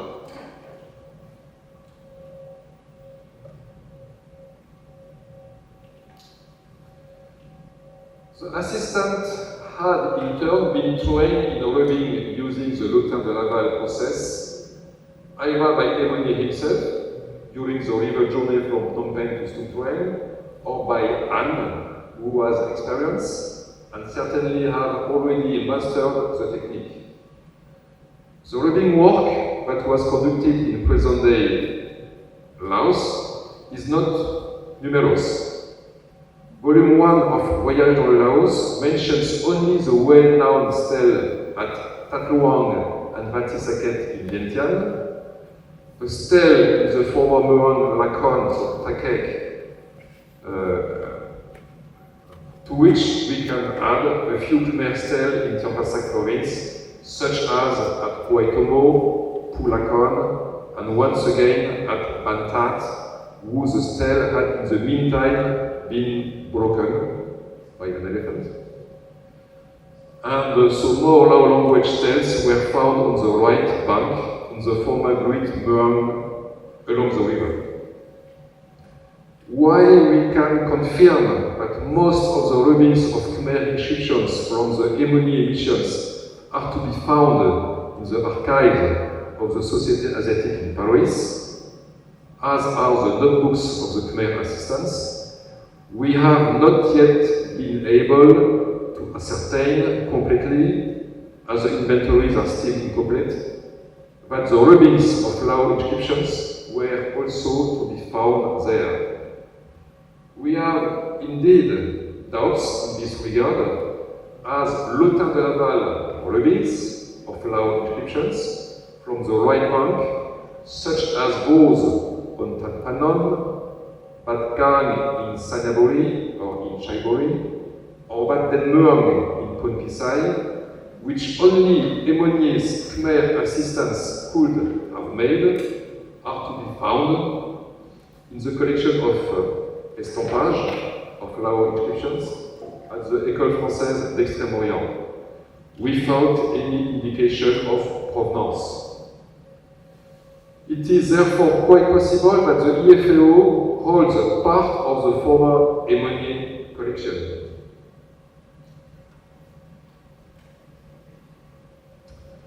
After the last of the Emoni emissions in the Middle Mekong Valley in 1885, it was only 2 years before new rubbing work was carried out in Lao territory. Present and very active in Long Prabang at the beginning of 1887, where his historical role was crucial, Auguste Pavie copied, stamped, 6 stele, those of Bat Tatsi and Bat Bisun, dated 1839 and 1837, inscriptions 11 and 12. Those of the Bat Singtong and Bat Nong,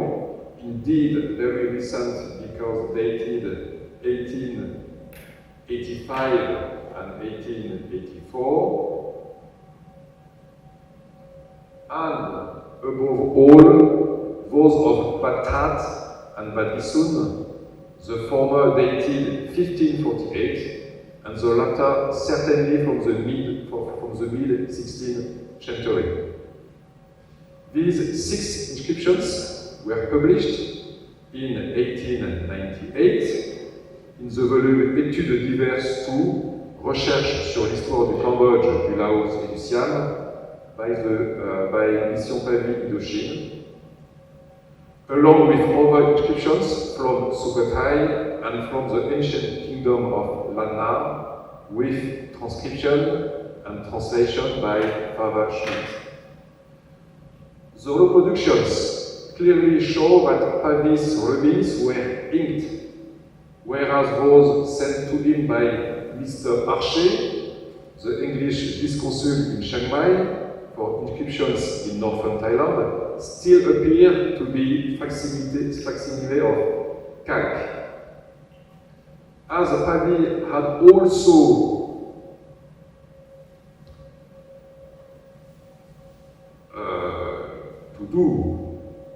to research historical documents for his mission's political validity, he must indeed have been trained in the rubbing process before his departure for Laos. It's also possible that he found the materials he needed in Long Prabang, since the production of mulberry paper was known there. Many manuscripts are written on this material, and Chinese ink, liquid or in stick form, must also have been available in the city. Unlike the situation in Vietnam with its Tian stele, and of course in Cambodia with its numerous Khmer inscriptions, the fact that Laos became a French protectorate did not lead to a sudden collection of inscriptions, nor to an increase in the production of estampage.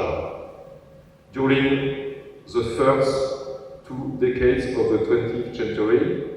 and publications are still often based on material collected earlier. For example, Ruffino's studies of the Baltat inscription, 1912, is based on Emoni's rubbings, which, it is emphasized, was executed by a better process than the previous one, it means those of Armand. We also note that the EFEO's ethnographic work is no longer conducted in Laos itself, but from the library and museum of Hanoi, where some epigraphic documents have been transported. Auguste Barthes also worked on rubbings made by Demonier. In his article on the inscription of the Hanoi Museum, published in 1915, Louis Finot resumes the study of the ancient inscriptions of Badissoun and Batat, previously published by Pavie. He adds to this the study of 3 other tales from Laos or Thailand, those of Dan Sai, so formerly in Loei province, the date is 1563, Ban Wei Sai, actually from Muang Thun, 1458, and Don Hon in Sanaburi province in Laos, 1577, as well as a bronze plate inscribed from Xian Guang. And the information provided in this article is particularly important because of these 6 inscriptions, only the stele from Dansai, which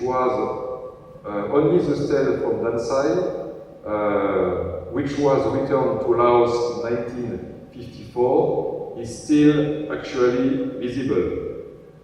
The other documents are still kept in Hanoi, but in storage, and it is precisely through the old rubbings that access to their text remains possible. This includes the documents of Don Hon, Ban Wei Sai, and Xian Guang, which I will show soon, as the image of the latter two have never been published. In a recent lecture and article, I showed that there was much to be learned from consulting the old rubbings of the small stele of Badissoun, which had not yet been deeply studied.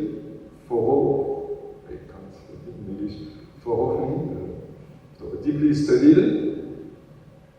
The 1887 Pavie rubbing shows a stele whose left side has not yet disappeared. Finot's 1915 rubbing, on the other hand, shows an incomplete part of an additional line at the top, which relates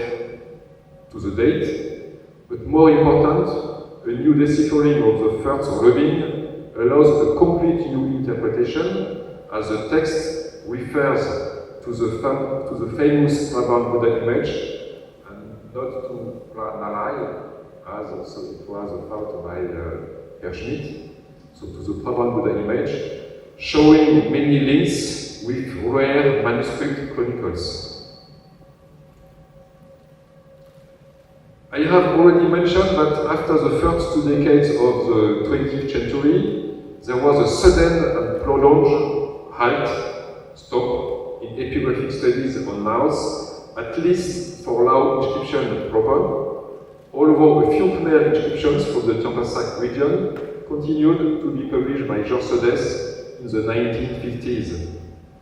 After Finot's 1915 article on the Lao inscription in the Hanoi Museum, it was not until the early 1970s,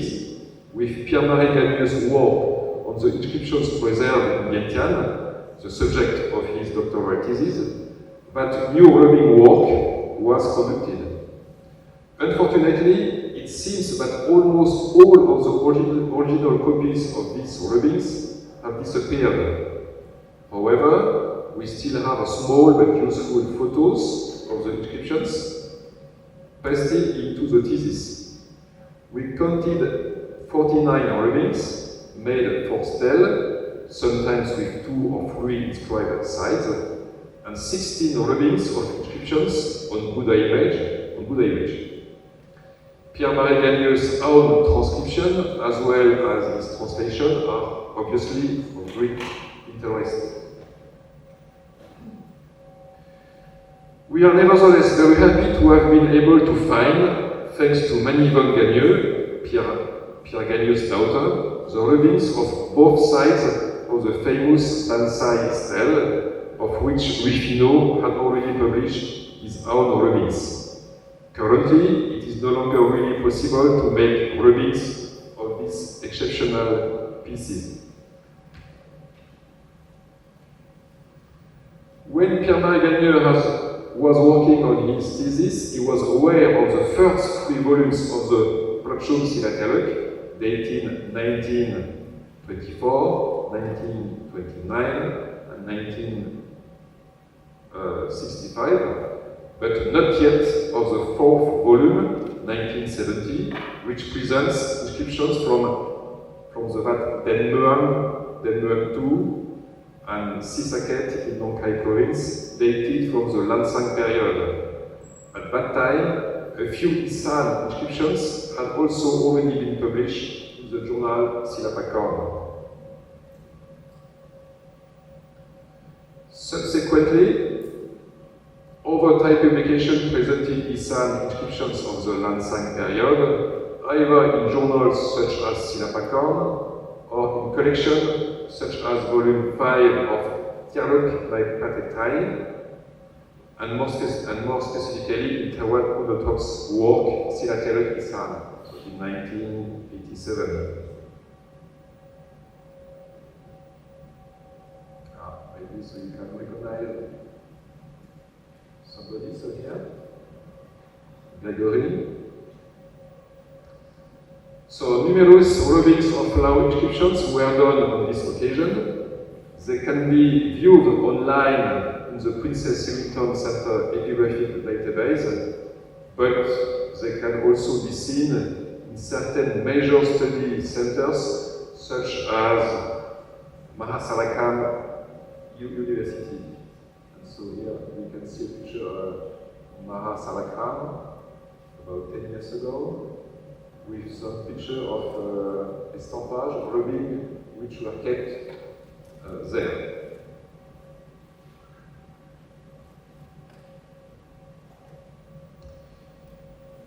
In the early 1990s, with the reopening of Laos and the reception of social science studies in the country, a small number of new rubbings were made. I tried my hand at this myself while studying in Wangprabang, with, for example, a very important inscription from Wat Itsun at that time, referring to Cheng Kong, dated 1513, or even a small inscription from Meng Moi on the Nampu River, dated November 11, 1590. I was fortunate enough to be introduced to the technique by Maha Tongkan, a scholar from Wangprabang, who knew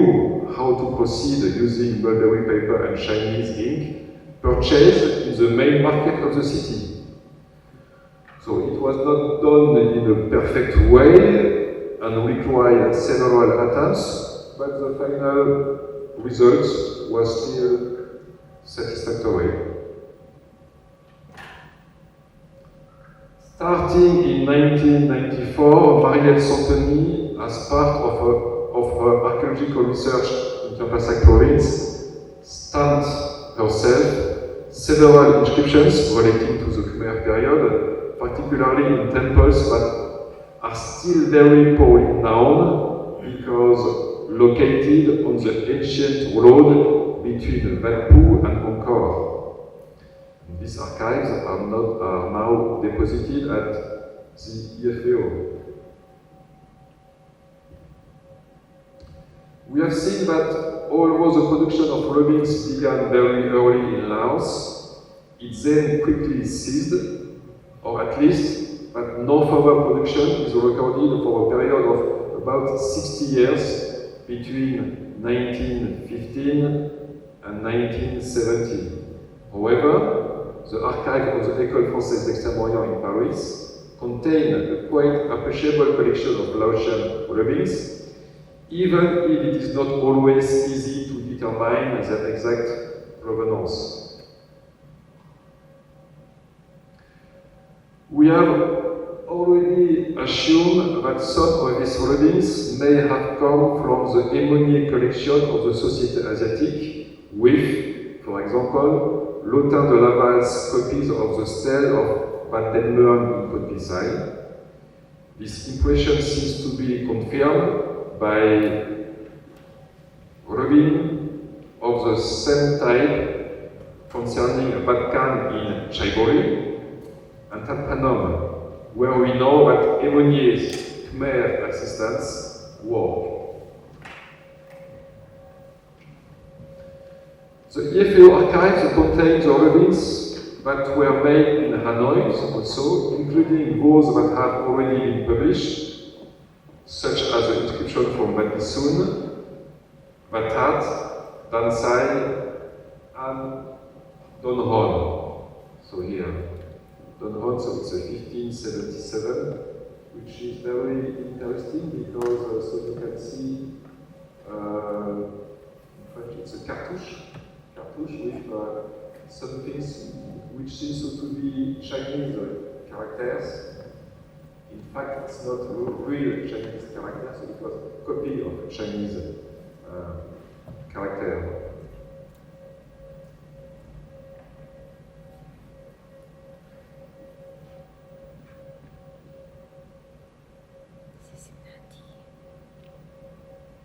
And so there are also rubbings of two other inscriptions that have never been reproduced. One from the inscribed bronze plate from Xianquan, and most notably one from the stele at Banwesai, the oldest inscription in the Thai language found in Laos, 1458. And Professor Kanika is very familiar so with this inscription, as she edited and studied it in two publications, Prasatialuk and Papshon Silatialuk, Volume 7, in 1991, particularly from a paleographic perspective based on the rubbing head at the EFEO. And the one I am presenting here, with its A side, comes in fact from the Hanoi Museum, where the inscription is still preserved.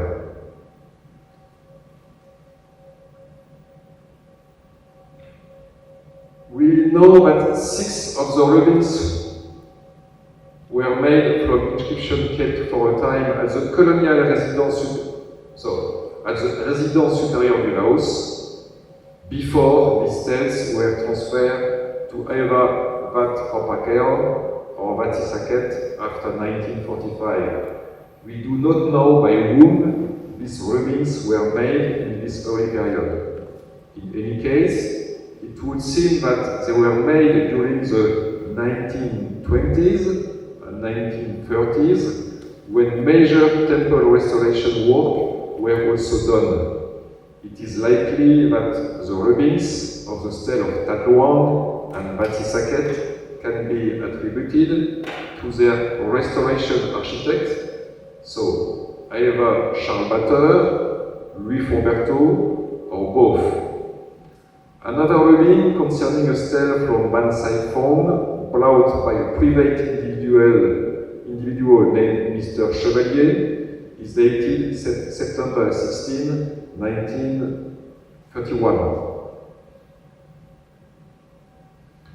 Apart from the quite separate examples of the inscriptions at Batisun and Batat, as well as two pencil tracing on inscriptions on an engraved plate and a bell,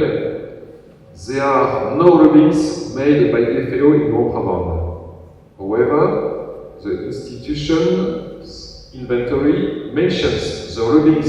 of the 6 inscriptions made by Pavie in Montpellier, so in 1888, among the copies of other inscriptions made in northern Thailand, particularly in Chiang Mai and Shanghai. These rubbings, initially kept at the Ministry of Foreign Affairs, like the daily travel notes, or at the National Library of France, like the manuscript on Pyramids, were therefore transferred as a date that remains unknown to the École Française d'Extrême-Orient. In this regard, it seems that the EFEO was considered as the best institution for keeping this kind of documents.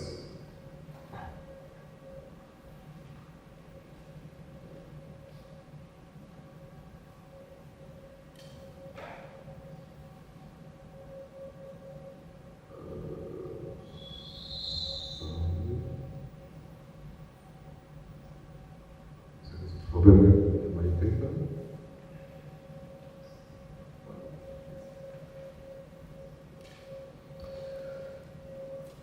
Apart from the few Lothar-de-Laval rubbings of Lao inscriptions in Thailand that we have proposed to attribute to the Ebony editions, there are a few ink rubbings of Lao inscriptions in the Isan region. However, these are only found in the region very close to Vientiane on the right bank. Examples include the stele of Si Chiang Mai, Tabor, and Lien Cook. Finally, we will set aside a rare rubbing never published to our knowledge, even though the inscription has been extensively studied by Philo and Barth, that of the famous stele of the Saigon Hospital, written during the reign of Jayavarman VII, and now preserved in the Vatropakaya Museum and highly protected.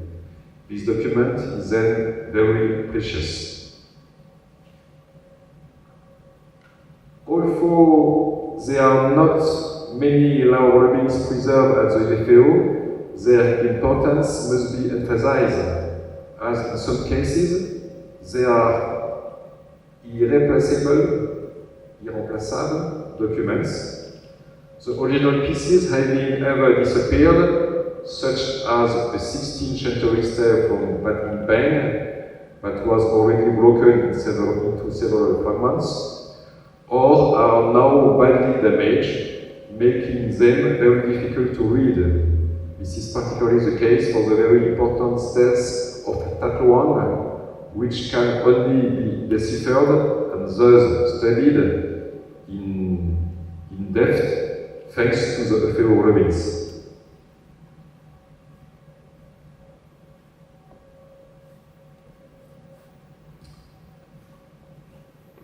The EFEO Center in Vientiane has done a great deal of work on the inscriptions of Laos, which it has collected from all the provinces in the country, especially between 2003 and 2011. So summary studies have already been produced on this subject, and work is on the way to publish the inscriptions of Lansang.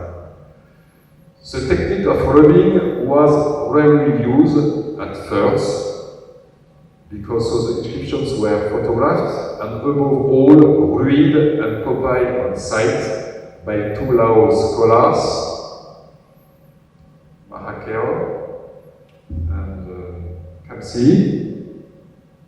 So by two Lao scholars who were familiar with the ancient script and types of rhetoric used. So I would like here to thank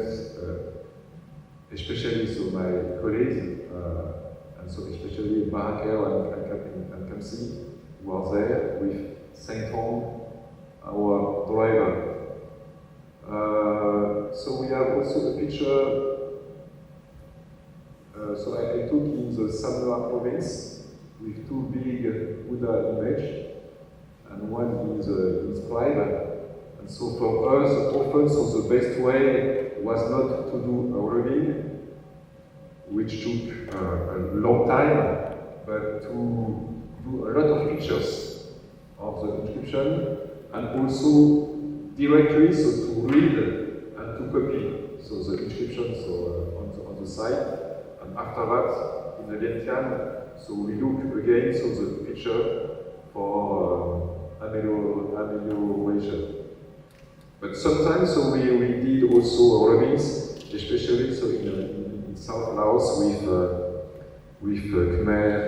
inscriptions.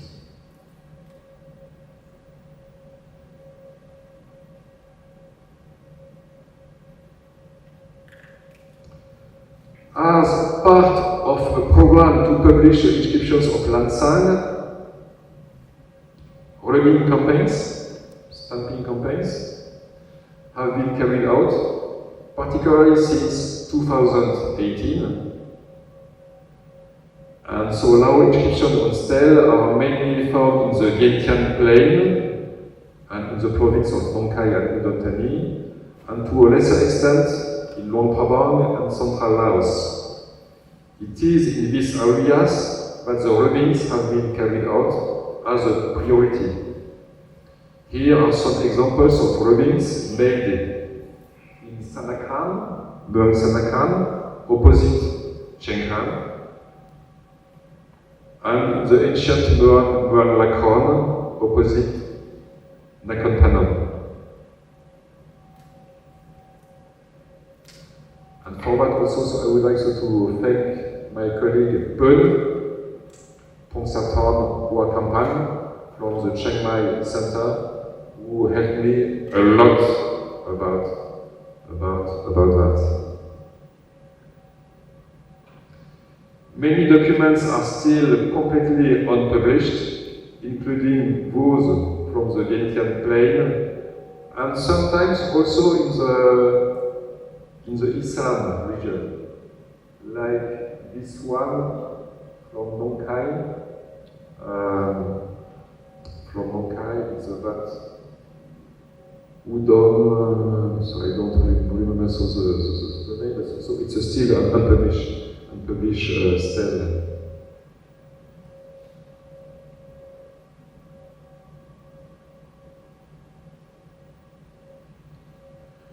A current program at the center, at the Vientiane Center, aims to showcase, to highlight, mettre en valeur the collection of the Vatropakeo Museum, and new impressions and new rubbings have been made to replace those of Pierre-Marie Gagneux, which are now lost. Here are a few examples of the work that has been done. Studied within the frame of a comparative analysis with the stele of the Isan province, historical knowledge of this region is developing rapidly, particularly for the very important period between the early 16th century and the mid 17th century. I have an example. Yes, okay, also from the Vatropakeo.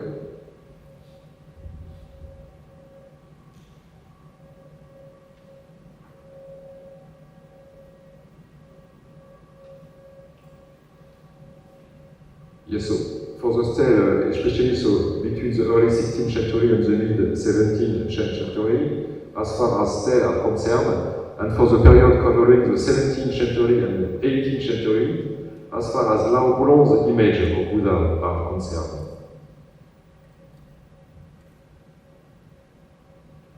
And so I will finish with that. Among the very promising results of this research, I would also like to highlight the development of knowledge about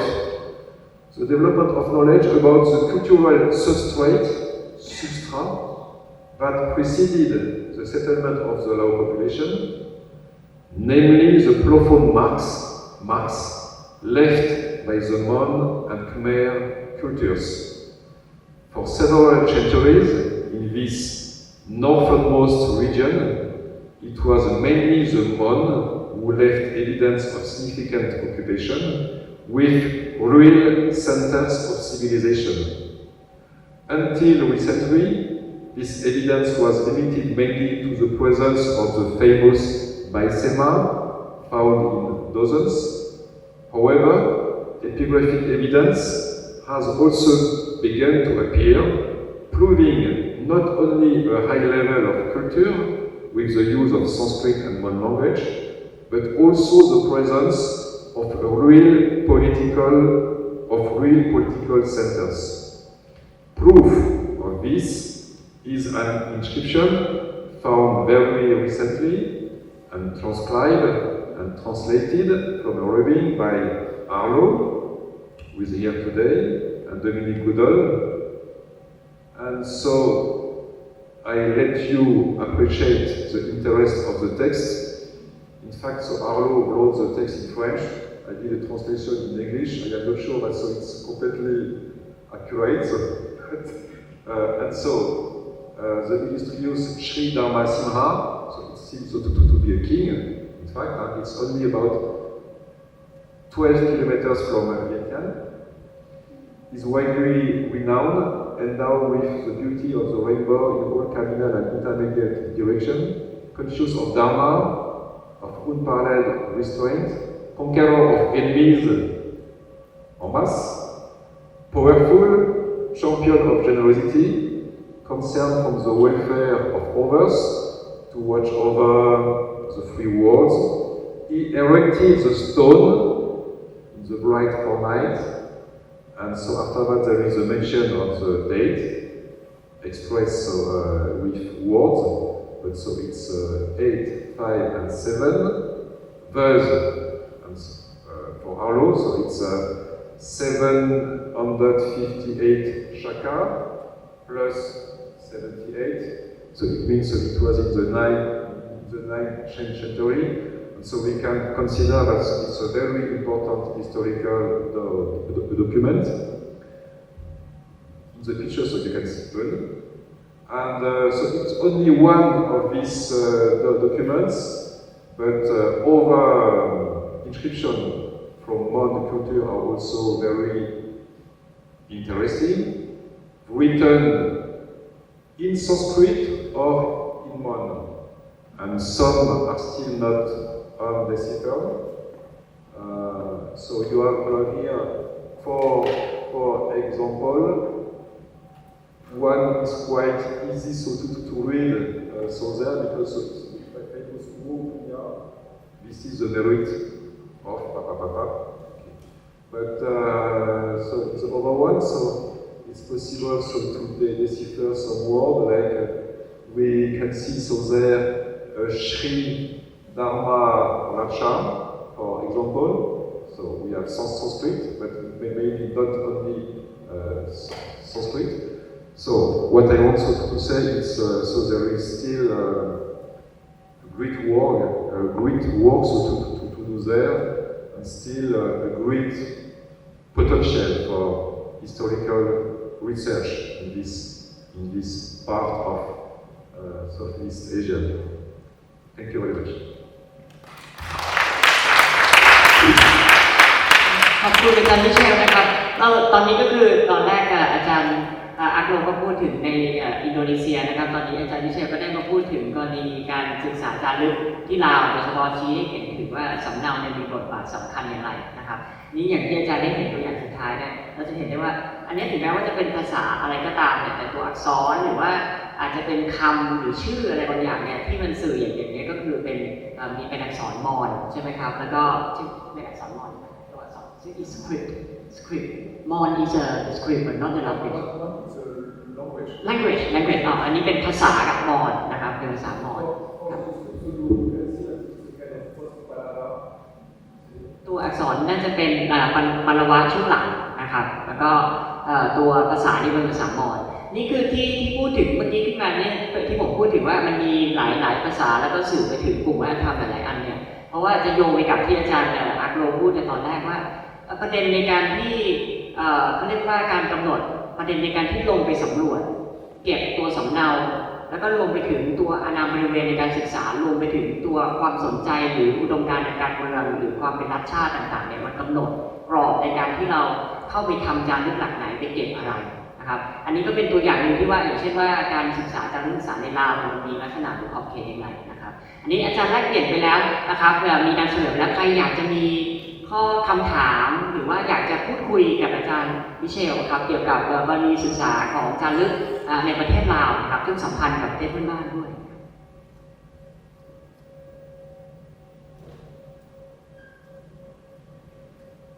โอเคอาจารย์แกเล่าให้ถึงตัวตั้งแต่ตอนแรกสุดนะครับที่มีการเริ่มทำสำเนาจารึกครั้งแรกที่สัมพันธ์กับการสำรวจตั้งแต่สมัยอาณานิคมนะครับแล้วหลังจากนั้นก็คือการที่ทำพื้นที่ศึกษาเพื่อจะศึกษาประวัติศาสตร์ลาวโดยตรงเนี่ยนะครับมันอาศัยตัวหลักฐานอะไรบ้างแล้วหลายๆอันก็เช่นเดียวกับที่อื่นๆนะครับตัวจารึกต้นฉบับเองเนี่ยสูญหายแต่สำเนายังหลงเหลืออยู่นะครับและอาจารย์พูดถึงตัวสถานที่สำคัญที่เก็บอยู่ในปัจจุบันของลาวเนี่ยก็คือที่วัดพระแก้วนะครับพิพิธภัณฑ์สถานของลาวนะครับ เคถ้าใครไม่มีคำถามเดี๋ยวเราอาจจะรวมไปพูดคุยกันอีกทีนะครับงั้นขอบคุณอาจารย์มิเชลอีกครั้งนะครับท่านต่อไปนะครับอาจารย์คุณแบงทองป๊อกนะครับคุณแบงทองป๊อกเนี่ยเป็นนักอนุรักษ์นะครับแล้วก็ทำงานอยู่กับ EFEO มานานแล้วก็ร่วมทำงานกับพิพิธภัณฑ์สำคัญนะครับหลายๆที่นะครับในบาหลีแล้วก็ในเอเชียตะวันออกเฉียงใต้โดยเฉพาะในกัมพูชานะครับคุณแบงทองป๊อกจะขึ้นมาพูดในหัวข้อ Estampage Experience and Story หรือประสบการณ์และเรื่องราวจากสำเนาจารึกครับขอบคุณอาจารย์ thank you ครับ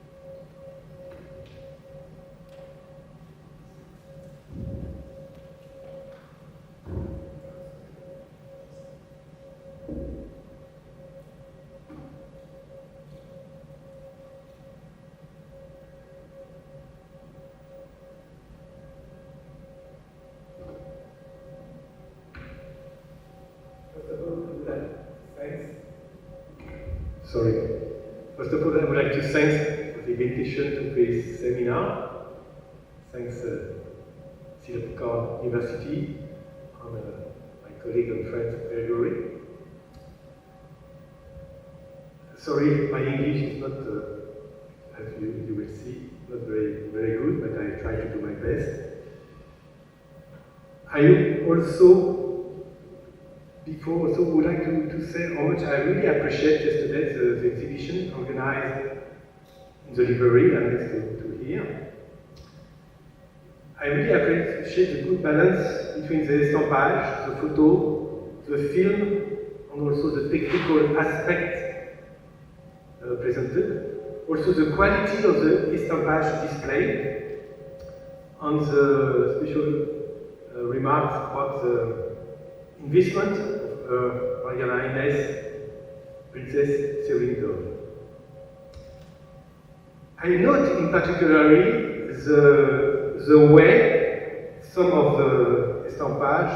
were shown in transparency with each face behind plexiglass plates. I think this was a very interesting and original way to display the estampage, allowing us to observe the quality of the paper. I don't know, it's an effect of transparency. You can see all the detail of the fiber of the paper, the detail of the inks, that I really appreciate. The nuance of the inking, the fineness of the engraving text, and also the accident of the estampage itself.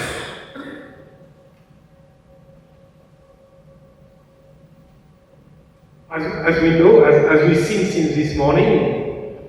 two estampage, two rubbings are never the same. Many factors, depending on the technical, the ability of the person practice, the climate also, the temperature, the humidity, the support influence a lot of the result of the estampage. The quality of the paper, of course, and I would say at the end, the human condition.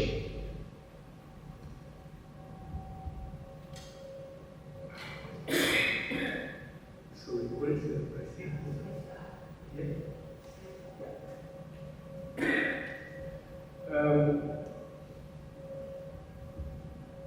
When I arrived in Cambodia, at the beginning of the 1996, with EFEO to set up a conservation workshop in the National Museum of Cambodia, Very quickly, the direction of the museums and the researcher encouraged, in particular, Gerdy Gersheimer, then he was director of studies at EFEO, and Julian, also an anthropologist, maybe you know him, who was quite involved in reading Khmer's old inscriptions.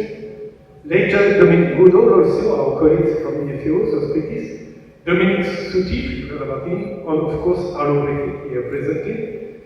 Very quickly, all of them encouraged me to take care about the collection of lapidary inscriptions of the collection, and also reviving the tradition of estampage that has been stopped in Cambodia from the 60s or 70s. At EFEO at this time also, it was the birth of the CIK program, Corpus of Khmer Inscriptions, under Gerdy Gersheimer leaderships. Now continuing with Georges Céleste inventory. The hand was to continuing the Georges Céleste inventory, and now our colleague Dominique Soutif is still continuing this program, this research. But still also, when I arrived, since today, also as you see here, I was always attracted by estampage we can see in many places, particularly in libraries, on the wall, on the corridor, in the office of maybe most of yours have maybe a stamping at home in your office. And we have an example in the conference room in Ho Chi Minh City, libraries in Cambodia, libraries in EFEO, in Paris, and many places. People interested by inscription kept some rubbing somewhere. Sometimes old rubbing forgotten, not well documented, but anyway, they are here. It's always interesting to meet that.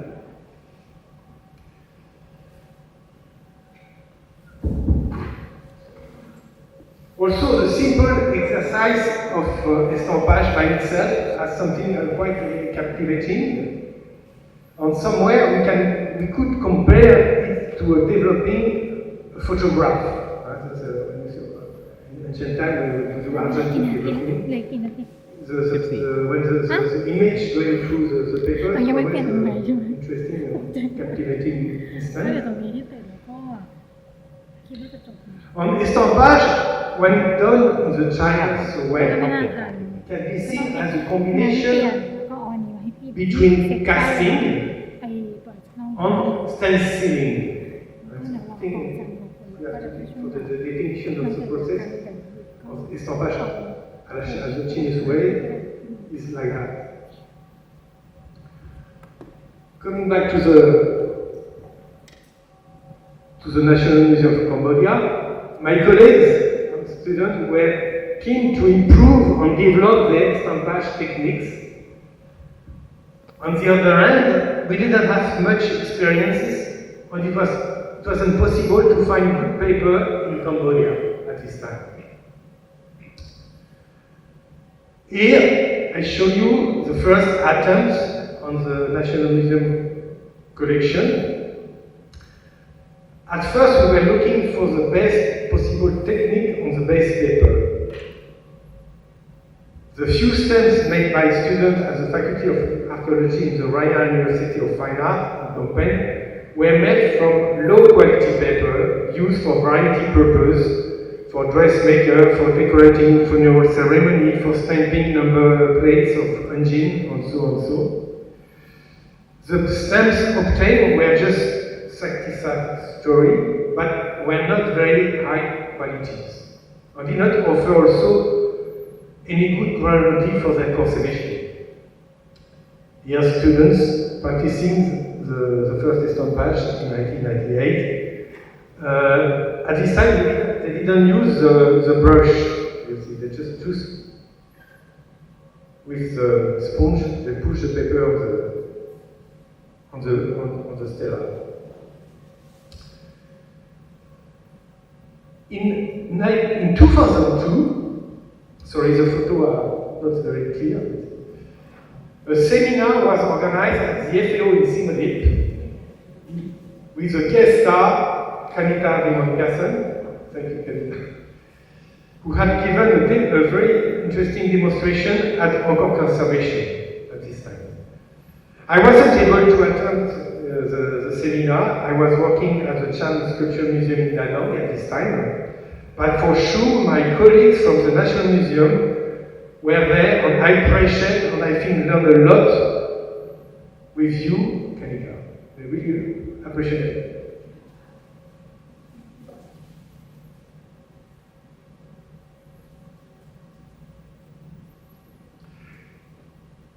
At this time,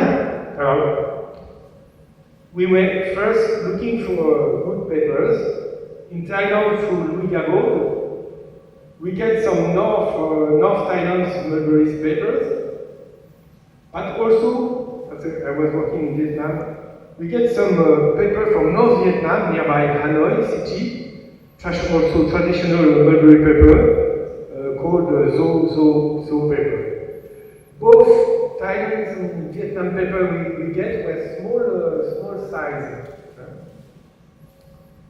Here is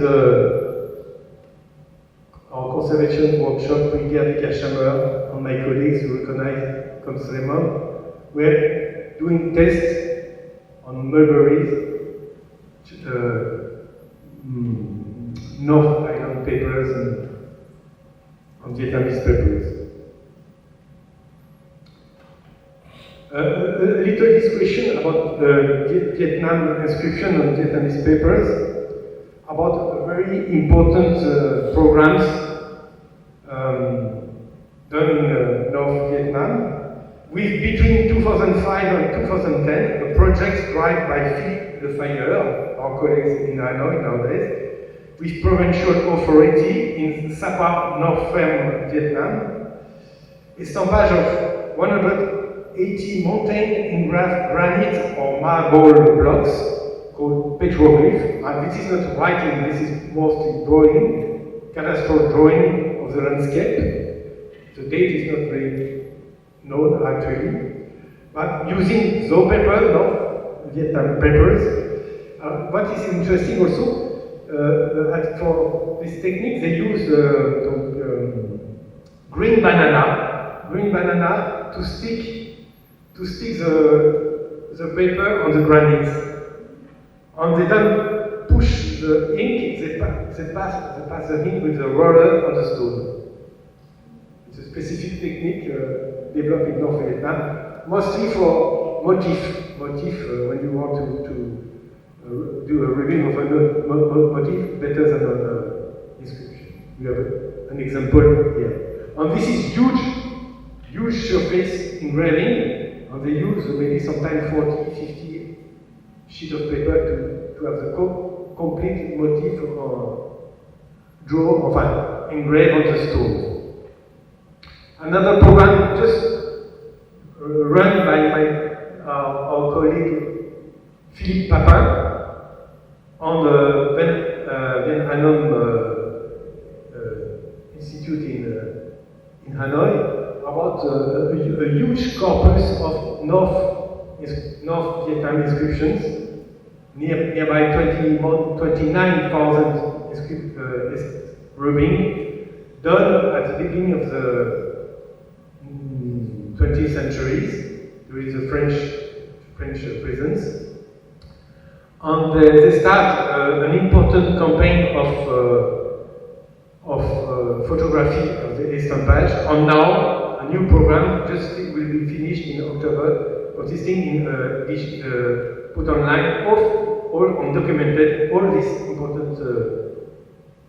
corpus of inscription, Vietnamese inscription, North Vietnamese inscription. I forget to put the photo, but we saw during the presentation here people photographing the estampage, and Philippe Papin and his teams had a good idea. In fact, to fix, because they had so much estampage to photograph, to get photographed, they fix it on the wall with a vacuum system on the back. In fact, the piece of paper is completely very flat on the wall. You could do that very quickly. It's a pity, I forget the photo, sorry. But I think it's a very useful system when you have to do many photographs in good condition and when you want to have a very flat surface, of course. Just a system with a piece of wood with hole on the vacuum system on the back. And you don't need to have scotch or something like that. The sheet of paper is very flat.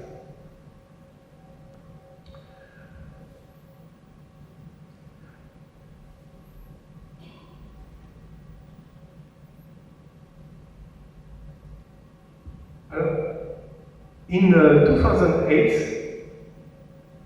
with the participation of the corpus of Khmer inscriptions on Gersheimer, we set up in Phnom Penh National Museum a new section devoted to the pre-Angkorian inscription as an introduction to the Angkorian statuary exhibition at the museum. And for the first time, in the selected inscription exhibited, we show an estampage of the remarkable stele of Wat Phu. You can see on the back here on the right photo. The stela actually, we will see it again during this presentation. The stela is actually in the Angkor conservation. It's a masterpiece, Sanskrit of the 7th century coming from Wat Phu. And at this time, we have a conference also opening on. We display many estampages on the wall. Professor Sonsube was doing the presentation of this time.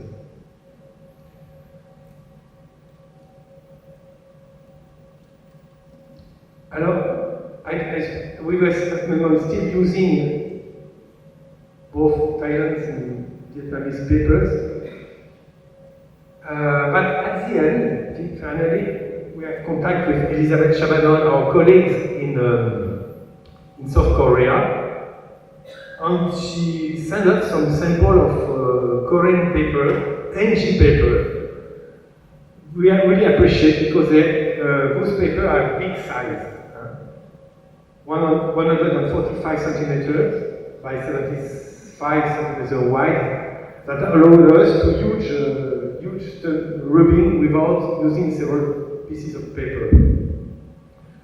And here we have Sremom from the National Museum doing estampage on the famous stele from Wat Phu that was exhibited in the museum.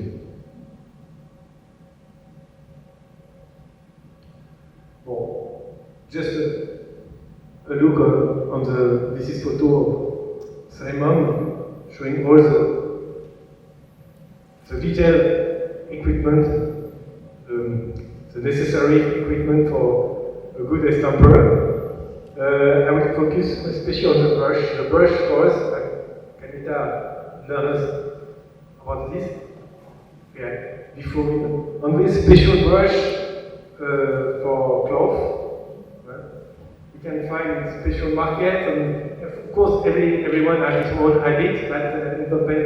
they have it, and now they know the special place where you can find the brush. Even when they go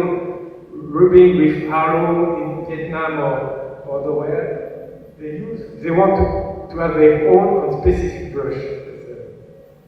It's funny. Also the pad. I think here you have like cotton cloth, yes, synthetic, more like silk, but they really color pad. And they make a collection, you can see on the right, a collection of old pad, keep in the workshop.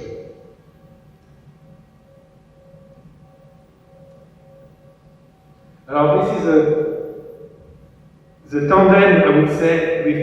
Saran and Sremom. They have been so well practicing the estampage and now well known in Cambodia all around for the quality of the production of the estampage they do here in the workshop. And with Michel, we came sometime for training and practicing with us.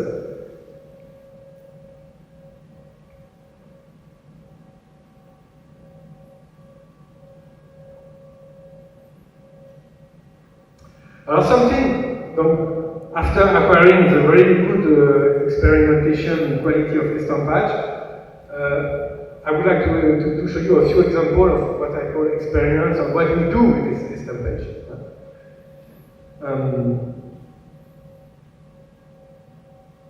During our conservation and restoration work with the National Museum and the Cambodian Ministry of Culture, we visited, of course, the original site location of the work and inscription as often as possible. And here in Wat Prasat Amrong, northwest Cambodia, a stela, which has been shown already before in the presentation, a stela stolen in the early 90s, unknown until this time, has been stopped by the police and stored in Encore conservation. And then it was in Encore conservation before to be transferred to the National Museum. And in fact, it was the chief of the monk of the pagoda of Wat Prasat Samrong, who once then visited the museum and recognized this stela, and recognized that the stela was coming from this place. And then afterward, we decided to offer to the monastery some rubbing of the both sides of this important historic stela dedicated to Shiva. And this is something we do quite often, as far as possible, to if the object now is in a collection, in the museum collection, we try to get to the original place at least a trace through an estampage of this important document. This is a very up to date. Say what we should do. We bring the object to the museum. We keep it. Now we are completely in the south, near Mekong Delta, near Namda and Encore, a place I really I work a lot in this region. The Tulkuir site completely destroyed now. The upper part of the stela, you can see on the top, was brought back to the museum by Claude Jacques in the 60s. And in the early 2000, when we are still testing the technique of estampage at the museum, and we're testing we're doing the rubbing of all the collection, we discovered the inferior part of the completely by hazard, by rubbing of many. We discovered the inferior part of the inscription of the 7th century. And then, of course, we did the same. We offered to the pagoda, built now on the site, because the site is the old pre-emperor's temple is completely ruined. But we offer to the new pagoda a rubbing of the estampage. But we have to know, or maybe you know already, there is a fabulous, fantastic, beautiful bull of Shiva in bronze, covered before with silver, found in 1986 on the site completely by hazard by the villager who was expecting to find gold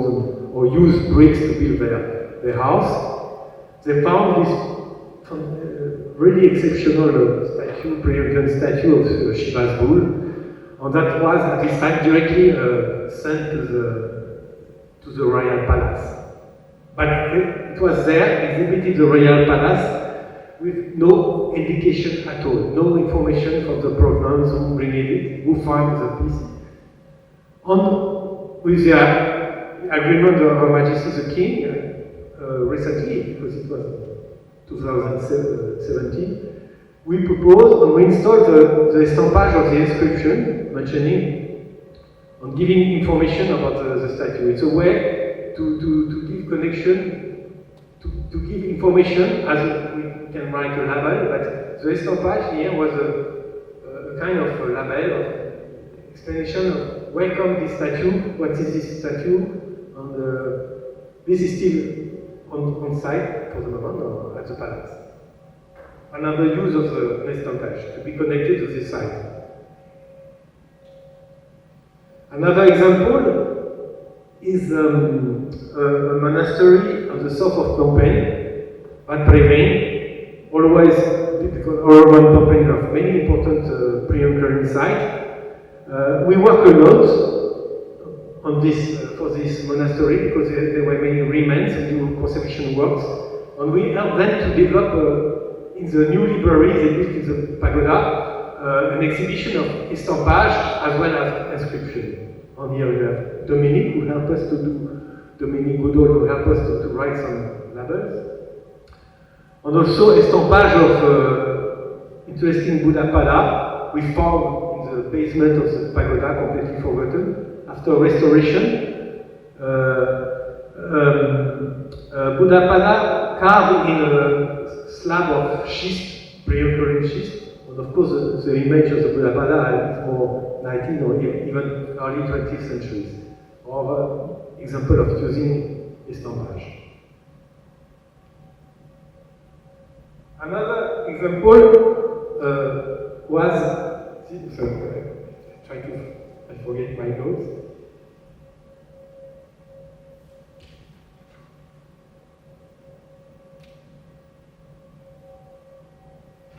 Another example is a slab of schist with the inscription, the pre-occurring inscription, which we have in K78 from Nombaset, always north of Phnom Penh, about 20 kilometers. We have a good estampage in Paris. More or less good, but the stone is quite damaged, but more or less good estampage in Paris collection in EFEO. And the slabs of the inscription was disappeared. And we found it in the garden of the Royal University of Phnom Penh. Completely, the slab was completely fixed with concrete all around, presented around with concrete in the garden in front of the university. With the agreement of we discussed with the university, they decide that we take care about this inscription and we remove, of course, all the concrete, do restore conservation works on the slab, and we realize that we have, at this time, we have only the inferior part. And we decide to make an exhibition in the library of the university. On the side, on the right, you see my colleague Pisukun finishing the installation of the exhibition. We have the slab without the concrete, so the inferior slab of with the inscription. On the side, we try to fix the full estampage, the facsimile of the estampage, because the estampage is in Paris. To have the same size to compare or to have as far as possible the more complete text display. But also we decide to display, make a permanent exhibition of estampage in all the library. We have an estampage of Arabic inscriptions found in Angkor, small Shiva pada from Stone Train. On the slide before we saw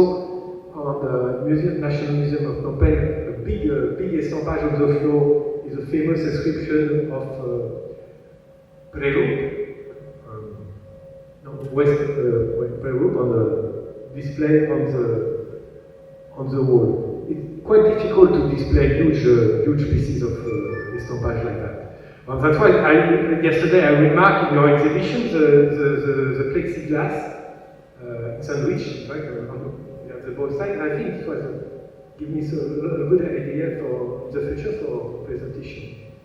Plus the light passing and making more effect. Something also I didn't note, I would like to remark. When you want to do a photo of it as a estampage, sometimes the best moment, it's quite exciting also to do that, when the estampage is still on the stone, fresh, still waiting for you. You have to wait a little bit to remove the estampage. You have to wait that the paper is dry. But with the paper, with the water, there is much more contrast. And I think this is sometimes the best moment of the photo, because first the page is flat, completely, on dit en French, in love, the paper is in love with the stone, completely in contact. And it's the best moment to make the photo, for the contrast and for the flag. You have no wave on the paper or shadows or things like that. Just sorry for this duration.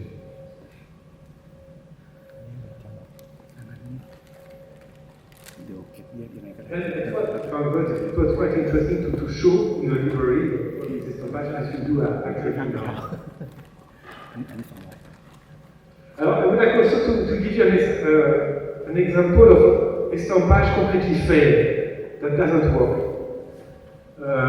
It was in 2007, always with Sremov and some colleagues from the National Museum. We've been to Phnom Bayong in South Cambodia. Our colleague wanted us to do an estampage of this stela new recently found, broken, still on site. It has been a long time to walking, to climb the mountain to get there. But when it was a rainy season, we arrived, terrible storm, raining, we do our best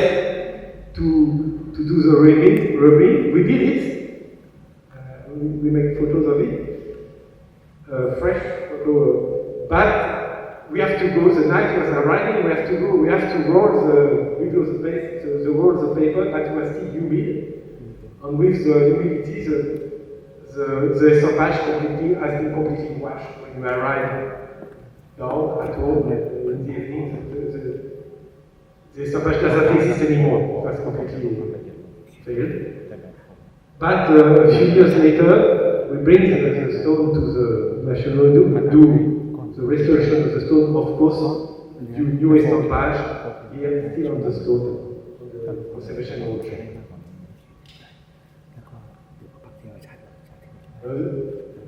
Sremov and Saran were famous, as I tell you, for the quality of the estampage, since to Kanita.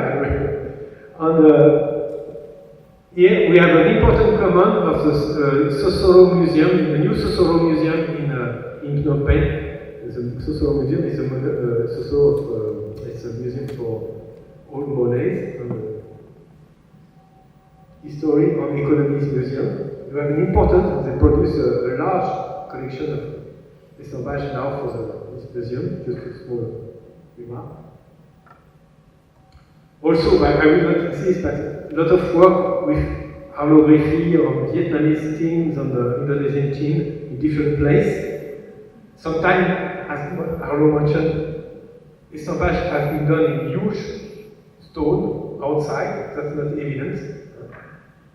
It's very physical.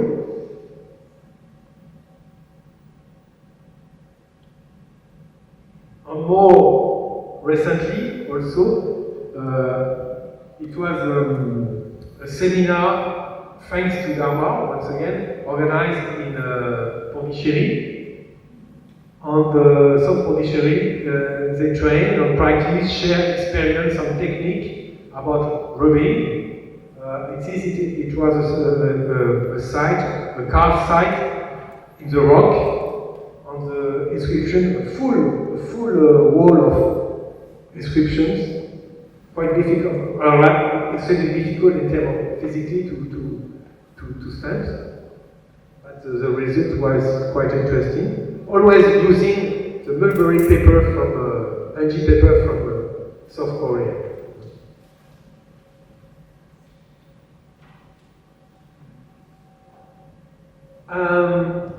Another interesting example about how to present, how to exhibit an estampage. It was for an exhibition in Musée des Beaux-Arts de Lyon last year. Exhibition concerning the shape of the ring, the thematic of the ring. And they select an estampage from EFEO Paris collection, estampage from encore what? Late period, it's 18th century estampage. Estampage is a testimony, this inscription, Buddhist inscription, and is a testimony that Angkor Wat was, of course, still alive. Even if the city of Angkor was still more or less abandoned, but there is still activities and Buddhism activities in Angkor Wat. The curator of the exhibition selected this estampage, but it's a huge inscription, you see. On the EFEO, Paris estampage was fold. The estampage was done in different sheet on fold altogether and was extremely fragile. On here, on the photo, you have the special conservator for paper making the installation of the. I haven't been there, so I cannot be. I was not in Lyon at this time. Doing the installation of the whole of this estampage using magnet because the paper was so fragile to support the paper. After they dissimulate the magnet with a small pins for factory estampage. You can see the detail. And I think it was a good experience of conservation and presentation of estampage.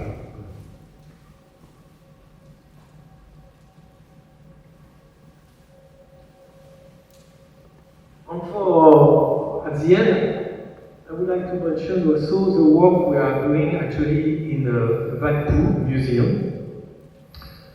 with EFEO on the Vatpu office. We are thinking about how to organize, to improve, to develop the new museum, archaeological museum for the exhibition of the collection there. And as you know, the epigraphy, the corpus of inscription in Vatpu is quite important. Even if we don't know sometimes, even from the pre-current period, it's not very few. Now when you visit Vatpu, there is not so much remains for the pre-occurrence period, but we will, in this program, we will probably use inscription on rubbing also to develop, to enhance the presentation of the story of the site, that's for sure. And of course, once again, I show you the rubbing of the inscription of Vatpu. That has been the inscription that has been traveling a lot because now actually the inscription, the stela is in encore conservation, but the stela left Vatpu at the beginning of the 20th century. French bring it to Saigon, then after in 1920 to Phnom Penh, they established a new museum. And now, since the 70s, this inscription is in encore conservation. And actually, we displayed in Vatpu Museum a rubbing, but we will see, maybe the Lao authority will request the return of the stela. Anyway, the rubbing, the inscription will be an important part of the new museum in Vatpu, for sure. On the photo, of course, Professor Tongsa, Professor Claude Dominique Godot also, and other colleagues from the Vatpu site a few years ago during a seminar dedicated to the inscription, and of course, looking many inscriptions done recently on the estampage, of course. So, yeah, this is a few examples of experience of the estampage I want to share with you. Thank you.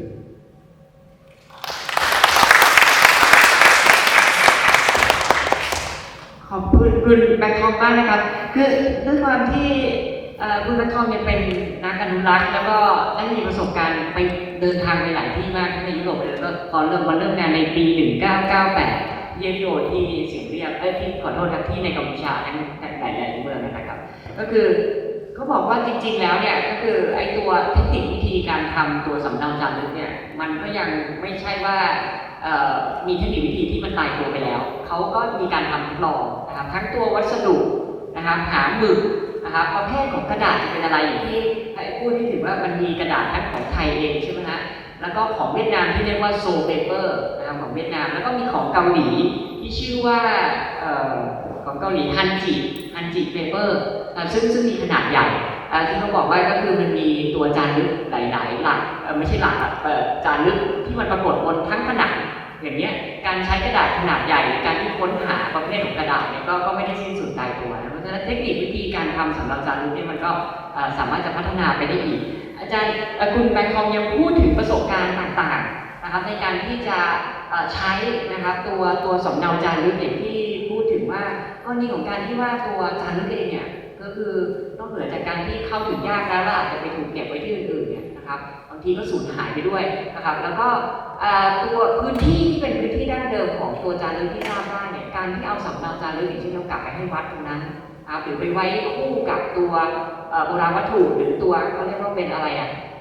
เป็นวัตถุทางความเชื่อที่ยังเป็นที่นับถือกันอยู่เนี่ยไปไว้ด้วยกันมันก็ช่วยเสริมคุณค่ากันละกันนะครับอาจารย์ยังพูดไปถึงในแง่ที่ว่าสำเนาจารึกเองอย่างที่อาจารย์เกโกรี่แล้วก็อาจารย์อาโกยังพูดถึงว่ามันเป็นศิลปะ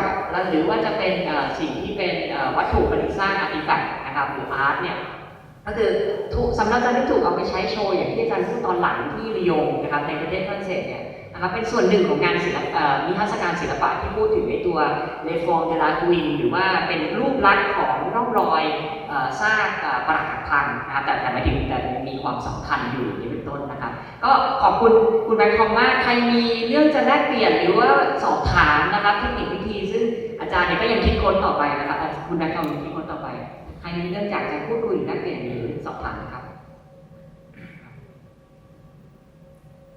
โอเคถ้าอย่างนั้นก็จะเป็นช่วงเวลาจะขอบคุณนะครับอาจารย์ชูพีเดอร์เลเปโซคัตเตอร์อเวกเกอร์อุซี่อาจารย์เกโกรี่ครับอาจารย์ครับไม่มีคำถามมีคำถามไหมมีคำถามครับมีคำถามทำรู้สึกยังไงยกมือไหมครับใครอยากจะแลกเปลี่ยนไหมครับโอเคถ้างั้นช่วงนี้จะห้องของที่ระลึกนะครับครับอาจารย์ขอเรียนเชิญอาจารย์กานิกาขึ้นมามอบของที่ระลึกให้กับ